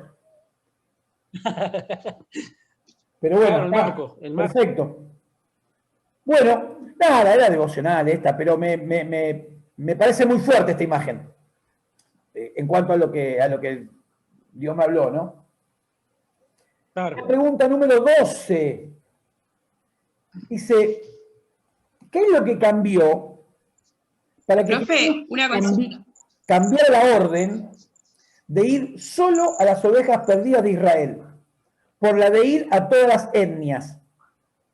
La palabra griega original ahí es etné, ¿no? Que se puede traducir como etnias. Porque naciones uno asocia con países, ¿no? Y sin embargo hay países que tienen distintas etnias. Ni hablar de, qué sé yo, países como India, pero Bolivia mismo. Argentina. Argentina tiene cuántas etnias diferentes, ¿no? No son lo mismo los mapuches que los wichí, que los descendientes europeos, ¿no? ¿Se entiende? Distintas etnias dentro de una nación. Por eso, etnias es mucho mejor traducción que naciones. Entonces, ¿qué fue lo que cambió? Porque Jesús claramente les dijo, vayan solamente a las ovejas perdidas de la casa. No vayan por camino de gentiles, o sea, las naciones, no vayan a las naciones, no vayan a las etnias diferentes, ¿sí? Ni siquiera vayan a Samaria, solamente a las ovejas perdidas de Israel. Pero ahora los manda a ir por el mundo y predicar el Evangelio. Entonces la pregunta es, ¿qué es lo que cambió para que Jesús cambie la orden? A ver, Roxana. Ahí está, profe. La puse porque ahora se le da toda la autoridad y potestad sobre todas las cosas otorgadas por el Padre. Y eso lo encontró en Mateo, el último 28, 18. Y Jesús se acercó y les habló diciendo, toda potestad me es dada en el cielo y en la tierra. Bien. Esa sería, digamos, está perfecto lo que dijiste. Sería la segunda parte de la respuesta. Porque en la ocasión anterior, Jesús viene como el Mesías prometido. O sea, Jesús viene como el rey de los judíos. Y se dirige a los judíos. Y en esa parte del plan, en esa comisión dada por Dios, no incluía, en su ministerio terrenal no están incluidas las naciones. Por eso hago tanto énfasis con el tema de la iglesia. No está la iglesia ahí en los sinópticos, no está. Es el rey de los judíos y los judíos. Ahora, una vez que es crucificado, termina esa parte del plan y comienza la segunda parte que es tan importante como la primera, que es una vez que resucitó, ¿sí? Tras la resurrección, vuelve a ser el Dios de todos, ¿no? Y dice, ahora, como lo que decía recién, ¿no, Roxana? Ahora que yo hice lo que tenía que hacer, viví una vida perfecta, me entregué voluntariamente en la cruz, morí, derramé mi sangre por el pecado, resucité, ¿sí? Ahora me es dada toda autoridad sobre todo. Esto lo explica cuando Pablo le escribe a los filipenses, ¿no? Ahora tiene autoridad sobre todo el mundo. Ya su misión no era solamente para Israel, sino viene como Salvador del mundo. Ahora sí es el Salvador del mundo. Por lo tanto, ahora que vencí, que Dios me da autoridad sobre todos los reinos de la tierra, ahora, con esa autoridad que yo tengo y delego en ustedes, vayan y predican el Evangelio a toda criatura. O sea, lo que cambió fue eso, terminó su misión exclusiva para Israel y continúa la misión de Salvador del mundo, ¿no? Eso fue lo que cambió. Así que, bien, Ro, ahí estaba muy bien. La pregunta 13. La pregunta 13, también en esas preguntitas ahí medio que había que encontrar la vuelta. ¿Qué relación entiende usted que hay entre el bautismo y la salvación? ¿Por qué está esta pregunta? Por dos motivos. Creo que habíamos hablado de los ladrones y habían mencionado el tema del bautismo. Pero, porque acá dice, el que creyere y fuere bautizado será salvo. El que creyere y fuere bautizado, o sea, enunciado de esta manera, el bautismo por inmersión aparece como un requisito. La redacción estoy hablando, ¿eh? Como está redactado, el que creyere y fuere bautizado será salvo. Si vos crees y no te bautizás, no, pareciera que fuera así, ¿no? Entonces, eso motiva esa posible lectura y motiva esta pregunta. ¿Qué relación entiende que hay entre el bautismo y la salvación? Insisto, creo que hablamos de esto cuando hablamos de los dos ladrones, que el ladrón que confiesa a Cristo como el Señor, le dijo, de cierto vas a estar hoy conmigo en el paraíso. No se pudo bautizar en la cruz, ¿no? No metieron la cruz dentro del agua y lo sacaron y después se murió. Claramente no se bautizó, pero Jesucristo dice claramente que fue salvo. Entonces, entendemos, conforme las enseñanzas que hemos recibido, seguramente todos nosotros, que el bautismo es un paso de fe, es un paso de obediencia. que da testimonio de lo que ya ocurrió en mi vida, siempre y cuando tenga la oportunidad de hacerlo, ¿no? Porque muchas veces a mí me ha tocado predicar a personas que estaban en agonía, ¿no? Y que recibieron a Cristo en ese momento y se fueron. Uy, no se bautizó. Algunos, me ha pasado, una vez me pasó, una sola vez. Una persona que estaba en el hospital Muñiz y que estaba así en agonía y que quería bautizarse. Pero no se podía bajar de la cama para ir al baño. Y bueno, hicimos un bautismo por aspersión, así al estilo católico, ¿no? Le echamos, ora pro nobis, ¿no? Y, bueno. Así que, porque él quería ser bautizado. Quería ser bautizado, ¿no? Era imposible físicamente, no había manera. No había ninguna manera. Ni siquiera llevando una pileta, nada. Una bañadera chiquita, no había forma. Porque el tema de físico de él, ¿no?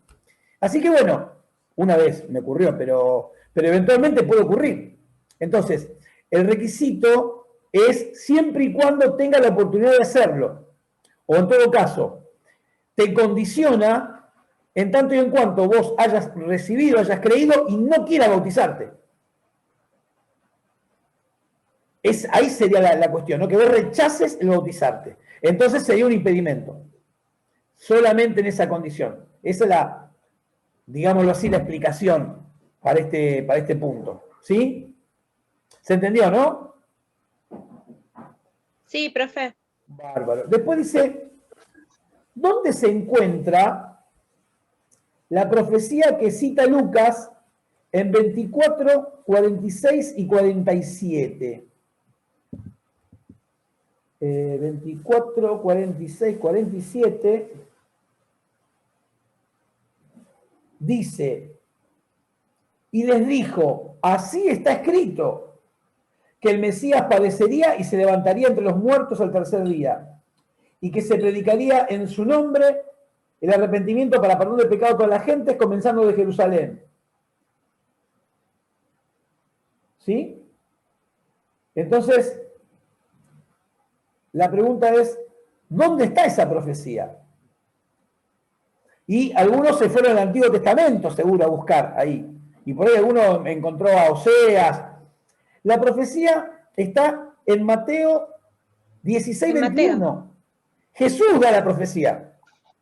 Sí, Jesús lo profetiza. varias veces. La encontramos en Mateo 16, 21, que si lo leemos un poquito, ya que estamos.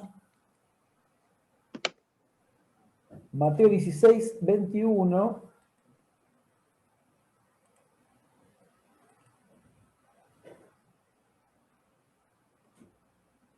Dice, entonces comenzó Jesús a declarar a sus discípulos que le era necesario ir a Jerusalén y padecer mucho de los ancianos, de los principales sacerdotes y los escribas, y ser muerto y resucitar al tercer día. ¿Sí? Y tiene relación este versículo con el versículo 4 del mismo capítulo, ¿no? Porque empieza el capítulo 16 diciendo que vinieron los fariseos y los saduceos para tentarle y le pidieron que le mostrase señal del cielo. Y Jesús le dijo, la generación adúltera y mala demanda señal, pero señal no le será dada, sino la señal del profeta Jonás. Que seguramente no la entendieron. Seguramente no la entendieron. ¿Y cuál era la señal del profeta Jonás? Que Jonás estuvo 3 días en lo profundo y volvió. Esa es la señal del profeta Jonás, que era bastante difícil, me imagino yo, de interpretar por estos muchachos, ¿no? Que estaban tan ciegos por la religión. Así que entonces le encontramos ahí en Mateo 16, 21. En Mateo 17, 22 y 23, el Señor vuelve a profetizar su muerte. Y en Mateo 20, 18 y 19, vuelve a profetizar su muerte.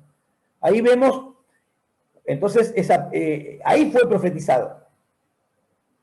Y por último, ¿a qué promesa se refiere Lucas en 24:49? Que dice, he aquí, yo envío la promesa de mi Padre. No dice envío las promesas. No dice envío lo prometido. Dice la artículo determinado. La promesa, está hablando de una en particular. Envío la promesa. ¿Sí? Ahí se me fue el versículo. Qué bárbaro que está Gerardito hoy, ¿eh? 24:49. He aquí yo envío la promesa a mi Padre sobre vosotros. Así que vosotros permaneced en la ciudad hasta que seáis investidos de poder desde lo alto.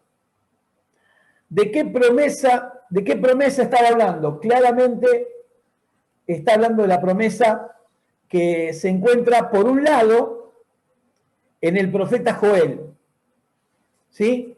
Y profetizarán, ¿no? Y vuestros hijos soñarán sueños, y vuestros ancianos, no me acuerdo ahí como textualmente no lo recuerdo, pero está hablando de ese.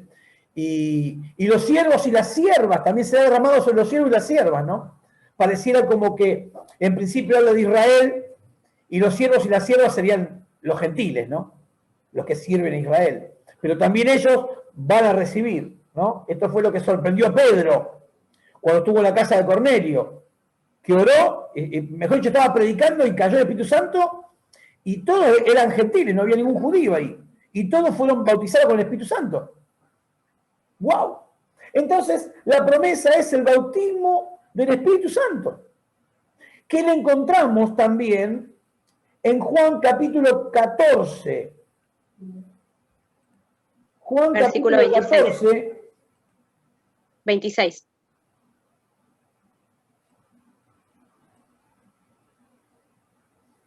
Ay, estoy en Mateo. Estaba leyendo y digo, ¿qué? No entiendo nada. Claro, era Mateo, no era Juan. El de Joel es 2:28-29. Sí. Sí, no les dije el versículo porque me imagino que lo saben de recontramemoria.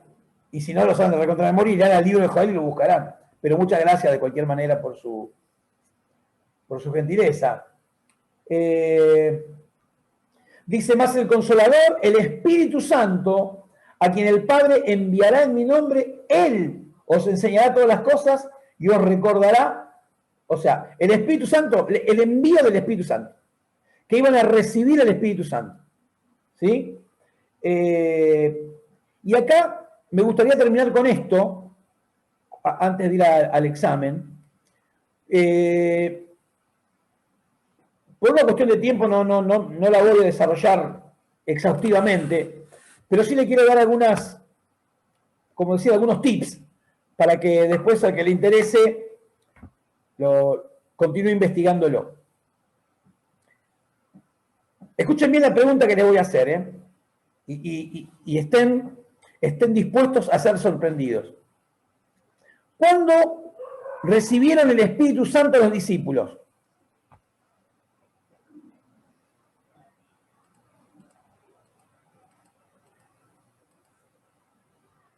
¿Quién se acuerda? ¿En Pentecostés?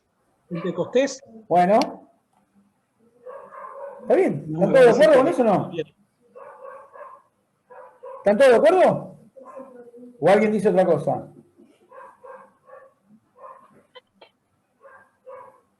Sí, fueron, digamos, fueron llenos del Espíritu Bueno. Santo con el don de lengua. Que todos hablaban distintas lenguas. Ajá. Sí, pero ¿qué dice? Bueno. Bueno. Estoy buscando el versículo que no lo encuentro. ¿Alguno dice otra cosa? ¿O están todos de acuerdo que fue en Pentecostés? Hasta mi mamá está de acuerdo que fue en Pentecostés. Cuando le abrió la mente a los discípulos para ver las Escrituras. Alguien que lea Juan 20:22, por favor. Juan 20:22. Y habiendo dicho esto, sopló y le dijo, recibí el Espíritu Santo. ¿Y qué habrá pasado cuando dijo eso? ¿Lo habrán recibido o no? ¿Qué les parece? Sí, lo recibieron. ¿Dónde estamos ahí? ¿Antes o después de Pentecostés? Antes. Claramente, sí, antes. esto fue antes de Pentecostés. Sí, antes. Lo dejamos ahí. Esto lo agarramos y lo ponemos ahí un costadito. Ahora vamos al relato del libro de los Hechos.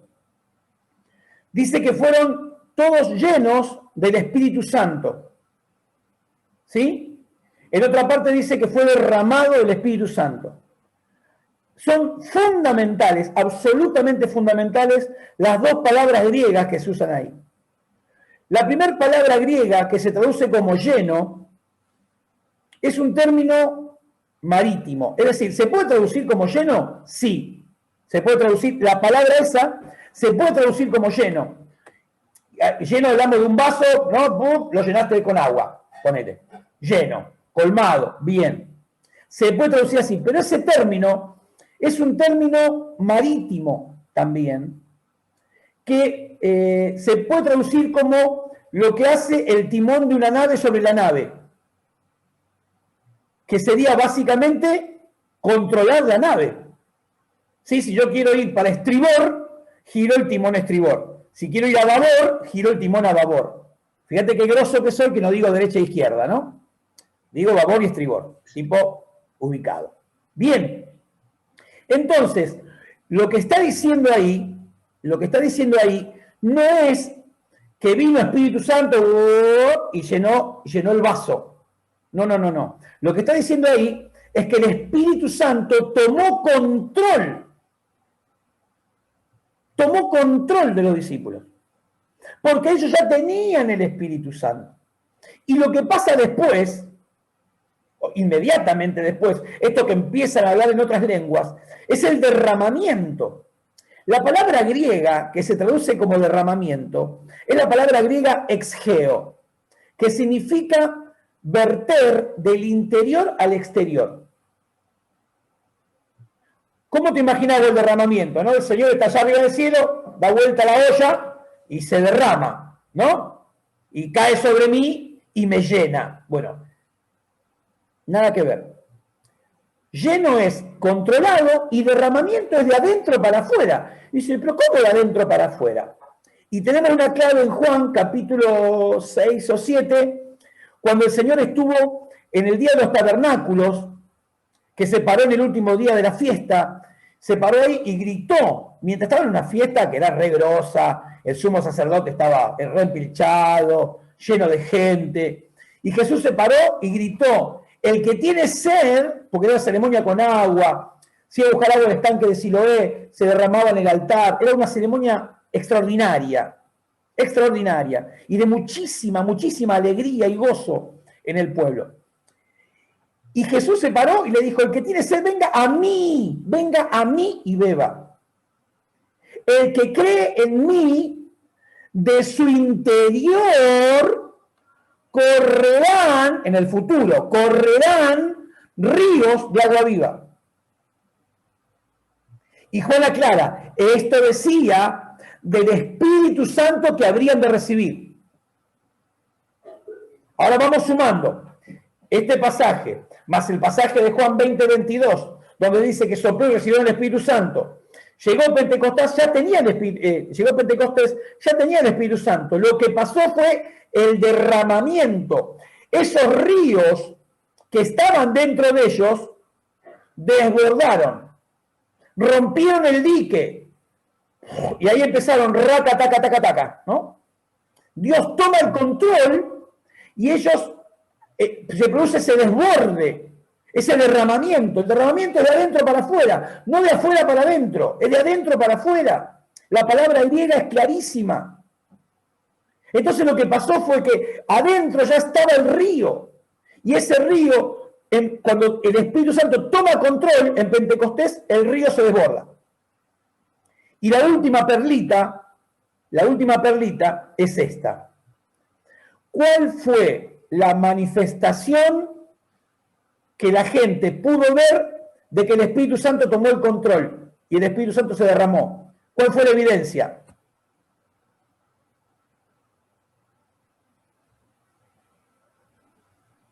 ¿Cuál fue la evidencia? Que hablaban nuevas lenguas. La evidencia. Que hablaban nuevas lenguas. Sigue siendo hasta hoy la evidencia. Que hablaban nuevas lenguas. Sí, no sé, un sombrero se puso Soledad. Que ver nuevas La llama de lenguas. fuego. No, ya Decía sé, yo, ya la sé. llama de Pero fuego. no la vio la gente. La gente los escuchó hablar en nuevas lenguas. Vamos al libro de Santiago y termino con esto. ¿Qué dice Santiago? ¿Qué miembro del cuerpo el hombre no puede controlar? La lengua. La lengua, dice, ninguno la puede controlar. Entonces Dios da la evidencia de que tomó el control, tomando el control de la lengua que el hombre no puede controlar. Ahora les paso el CDU para que manden las ofrendas correspondientes.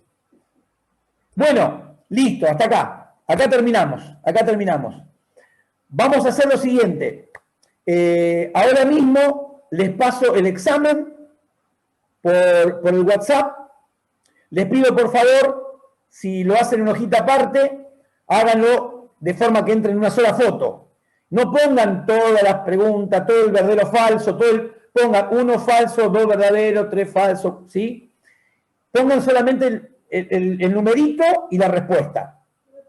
El numerito y la respuesta, nada más. Y me lo mandan en una sola foto clarita, ¿ok?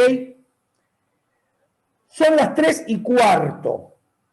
Son las 3:15. Les doy hasta las 6 de la tarde para que me lo entreguen, para que lo hagan tranquilo. Por ahí alguno quiere almorzar ahora porque está muerto de hambre como yo. Así que si a alguno le pasa eso, coma tranquilo y hasta las 6 de la tarde se los recibo. ¿De acuerdo? Y los trabajos prácticos les doy hasta las 23:59 de este día. ¿Sí? Si me lo entregan hoy, aunque sea la tarde o la noche, se lo recibo. Mañana no recibo nada, ni examen, ni trabajo práctico, solamente ofrendas, nada más. ¿Estamos claros? Bueno, listo. Así que cierro el Zoom, vamos al examen y me gustaría, antes de terminar, si alguno de ustedes quiere decir algo, unas palabras, algo que le haya dejado la materia, lo que quiera. Tienen unos minutos para cada uno que quiera decir algo, lo haga con libertad. Primeramente, gracias. Gracias por la enseñanza, gracias por el tiempo que dispone para el servicio y para enseñar. Y es de bendición. A pesar de que hemos tenido unos cruces, fue de mucha bendición.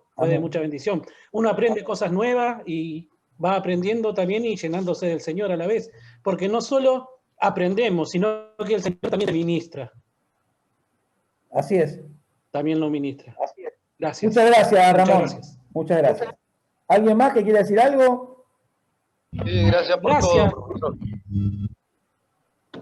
Gracias por todo y la verdad que nos damos cuenta que estamos como los chicos de 4 años. Nos falta tanto para aprender. Eso nos va a acompañar toda la vida mientras sigamos estudiando.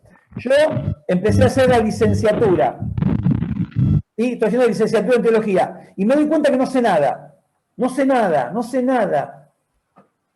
Porque cuanto más te metes, te das cuenta que es más profundo. Es más profundo. Y te metes más y es más profundo. Y lo que vos pensabas que sabías, te das cuenta que no sabés nada. ¿No? Es así. Así que esa sensación a mí por lo menos me ha acompañado toda la vida y me sigue acompañando hoy. Yo no me creo que sé nada. Creo que sí, por supuesto que estudié. Y lo que estudié, alguna cosita retuve y Dios me ha dado el don del ministerio de la enseñanza. Bárbaro. Pero cuando uno profundiza en las cosas de Dios se da cuenta que nunca tenés un conocimiento exhaustivo, ¿no? Nunca llegamos. Así que es bueno ese sentimiento. Ese sentimiento es bueno. Es bueno, nos hace estar humildes. Hay gente que la pierde la humildad en el estudio de la teología y se creen que son los oráculos de Dios. ¿Alguno más? ¿Uno más? Si quiere decir algo. Gracias, profe. Gracias por todo. Siempre es un gusto tenerte. Siempre es bueno escuchar sus conocimientos y desaprender en cada estudio, porque eso es lo que más cuesta, desaprender de costumbres que uno va trayendo encima, y a los que no son tan jóvenes como yo nos cuesta un montón. Así que bendecimos su vida, que el Señor siga usándolo, ya sea en su pastorado, en la enseñanza, que derrame esa gracia y la sabiduría cada día. Gracias, Nancy, gracias. Sos una niña, Nancy, eres una niña. Pero es cierto lo que decís, es mucho, mucho más difícil despojarnos de lo que nos han enseñado y tomar el aprendizaje. Es mucho más difícil que aprender de cero. Y aparte, eso en cualquier disciplina, matemática, literatura, historia, lo que sea, es difícil. Pero cuando estamos hablando de estos temas, es mucho peor. ¿Por qué? Porque el que me enseñó fue mi primer pastor, mi primer maestro. Fue un hombre de Dios al que respeto y seguiré respetando toda mi vida. Entonces, ¿cómo puede ser que ese tipo me haya dicho algo que no está bien? ¿Se dan cuenta? Entonces, tiene un doble peso la enseñanza de la iglesia, la que es errónea. Es un doble peso el que tiene. Y es muy difícil despojarse de eso. Muy difícil. A mí me ha costado... Algunos temas a lo largo de mi vida, de mis años de estudio, hubo temas que tuve dificultades serias. Yo recuerdo con un profesor, lo de Ramón fue un poroto. Yo me enojé feo. Con un profe, me enojé feo. Y le dije que estaba mal lo que enseñaba, de una. Lo único que ese profesor era mucho mejor que yo y me miró como un padre mira a un hijo y me dejó correr y después me explicó bien y después la entendí, ¿no? Es un hombre que sigo admirando hoy, fue el que me enseñó el hebreo, me enseñó griego, me enseñó a ver la Biblia de una forma diferente. Fue una enorme bendición y sigue siéndolo hoy para mi vida, ¿no? Pero nada, yo también cuesta mucho porque las personas que nos enseñaron esas cosas son personas que amamos y respetamos profundamente. Entonces, ¿cómo puede ser que se haya equivocado? ¿Cómo puede ser que me haya dicho una cosa y es otra? No puede ser. Y uno baja la cortina, porque se traba. Esto es así, Nancy, y te agradezco ese comentario porque es una realidad. Yo generalmente estoy preparado para eso porque yo sé que va a ocurrir. Esta enseñanza que se acaba de dar recién, lo último que hablé del Espíritu Santo, un día lo prediqué en una iglesia. Era un aniversario de una iglesia súper pentecostal. Fue una predicación, ¿no? O sea, tuve un tiempo de predicación, de desarrollar los pasajes de una manera diferente, ¿no?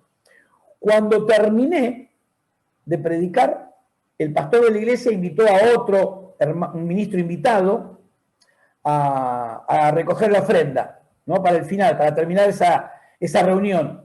Y el tipo invitado que subió a recoger la ofrenda dijo que lo que yo había predicado estaba mal.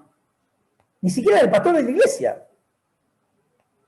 No, ¿sabes lo que fue? El pastor no sabía dónde meterse. Le digo, tranquilo, hermano. La gente. Yo me bajé, cuando bajé de la plataforma, la gente me decía, hermano, le entendimos todo, este hombre no sé lo que quiso decir. Porque yo entiendo que es una cosa que toda la vida escuchamos, que lleno. Yo mismo he usado la imagen de lleno como el vaso, ¿no? El pasaje de Efesios, donde dice, no os embriaguéis con vino, en lo cual hay disolución, sino antes sed llenos del Espíritu Santo. Y la imagen es el vaso abajo de una canilla que corre y corre y se desborda todo el tiempo, bla, bla, bla. Yo lo usé 1000 veces. Esa es la enseñanza tradicional. Y está mal. Pero ¿cuál es el problema de que esté mal? El problema es que yo me siento más o menos, me siento mal, y paso al altar y le digo, Señor, llename, y cantamos, ¿no? Y lléname. No, flaco, ya te llenó. No hay más Espíritu Santo para darte. Ya lo tenés todo. No se da por medida, no viene como un surtidor, llename el tanque. El Espíritu Santo no se va a ningún lado, está ahí dentro tuyo. Lo dio una vez y para siempre, no sigue añadiendo. Entonces ese error doctrinal te lleva a que cuando te sentís mal vas a buscar que Dios te vuelva a llenar. No. Entonces, ¿qué pasa si Dios no sentís que Dios te llenó? La culpa es de Dios. Yo le pedí que me llene. Si Él no me llenó, es un problema de él, así que sigo tirando tiros. No, flaco, no. Lo que vos tenés que hacer es rendirte al control del Espíritu Santo. Eso significa lleno del Espíritu Santo, controlado por el Espíritu Santo. Entonces vos lo que tenés que hacer es rendir tu vida y dejar de reinar vos en tu vida y permitir que reine el Espíritu Santo, que Él gobierne. Y entonces, y solamente entonces, se manifiesta el fruto del Espíritu Santo. ¿Se dan cuenta? Muy bien. Mis amados, no sé si... Eva, ¿querías decir algo? No, listo. ¿Alguien más? Solo gracias, muchas gracias. Gracias Profe. por todo lo que nos enseñaste, con tanta humildad, tan fácil de entender, aunque todos los conceptos no me van a quedar exactamente, no lo voy a poder explicar como vos, pero entiendo perfectamente, y eso es gracias a lo que Dios ha puesto sobre tu vida, la gracia y tu llamado, y entonces puedes explicarnos con tanta naturalidad, y eso es genial, que no se encuentra siempre, te digo. Gracias, Qué bueno. Eva. Cristian, ¿querés decir algo? Sí, profe, destacar de la parte de enseñanza, más allá de Dios que transmite, es la metodología que usted utilizó. A mí me ha cambiado la forma de estudio, digamos, porque bueno, ahora yo de verdad estoy cursando una materia pendiente, ¿no? Estoy en 5º año. Y la verdad que no la he visto, y la verdad que me ha gustado, y eso quiero destacarlo porque es muy bueno, con esto de la ficha, más allá de estar en este método de Zoom y todo eso, la verdad que a mí me ha impactado esta parte y me ha ayudado mucho, porque uno debe enseñar y debe estar preparado para eso. Y la verdad que esa metodología me gustó y espero que nos podamos volver a ver en otra materia y que el Señor bendiga y prospere su camino. Muchas gracias. Ustedes saben que el propósito de la ficha es justamente que ustedes puedan tener su propio encuentro con la palabra, que no sea algo que alguien vino y les dijo, que un profe bueno, malo, lindo, feo, sino que ustedes tengan su propio encuentro con la palabra y que ustedes puedan producir, que puedan razonar, ¿no? Porque la vida de fe no es una vida algunos piensan que la fe es no pensar y sentir, no, es todo corazón. Yo les conté una vez que me invitaron a predicar en una iglesia y el pastor, antes de darme el púlpito, dice, porque acá venimos con el corazón, el cerebro lo dejamos en la puerta, acá entramos con el corazón, dijo el pastor reencendido, y el pueblo, amén, amén, gloria a Dios. Y yo agarré el púlpito y no fue más fuerte que yo, no pude. Le dije, no sé cómo voy a hacer para que me entiendan, porque si dejaron el cerebro en la puerta, no me van a entender. Nada, no pude evitarlo, no fue más fuerte que yo. Le pegué un palazo al pobre pastor que me invitó con tanto amor. Pero es así, hay que usar la cabeza. Hay que usar la cabeza. La fe se entiende. ¿Sí? Hay un proceso intelectual. Por supuesto que la fe no se discierne intelectualmente. Claro que no. Pero después, cuando estudiamos la Biblia, usamos el cerebro y el razonamiento. ¿Sí? Así que mi idea es que cada uno de ustedes vaya teniendo su propio encuentro. Y después juntos, esto no le compartimos. Y vamos viendo por qué Juan dijo blanco y Pedro dijo negro. ¿Qué pasó ahí? ¿Qué hay ahí? ¿Se entiende? Y esas pequeñas preguntitas que están ahí en el texto, pero que uno no ve cuando lee a simple vista. Y poder ir descubriendo eso y empezar a leer lo que la Biblia no está escrito. Leer lo que no está escrito. Que podamos leer lo que no está escrito. Que podamos entender a dónde está yendo el escritor. ¿Por qué escribe lo que escribe? ¿Por qué dijo eso? ¿No? Así que bueno, mis amados, la verdad que sinceramente fue un placer estar con ustedes. Todos los días y en todo momento fue un placer. No tuve ningún momento malo. Todos los momentos fueron buenos, lo disfruté. Así que nada, seguramente nos vamos a volver a encontrar. Para alegría de algunos y intento de suicidio de otros, pero seguramente nos vamos a volver a ver. Así que nada, los despido, les mando el examen ahora, hasta las 6 de la tarde, 6, 7, se los recibo, y no se olviden, si tienen trabajos prácticos pendientes, les doy hasta la medianoche, para enviármelo, para que mejore su nota final. Listo. Dios los bendiga mucho, los amo, y nos vemos prontito. Y cualquier cosa que necesiten, Siempre estoy a su disposición, para lo que ustedes necesiten, lo que les parezca. Gracias por todo, profe. Cuenta conmigo. Gracias, profe. Gracias.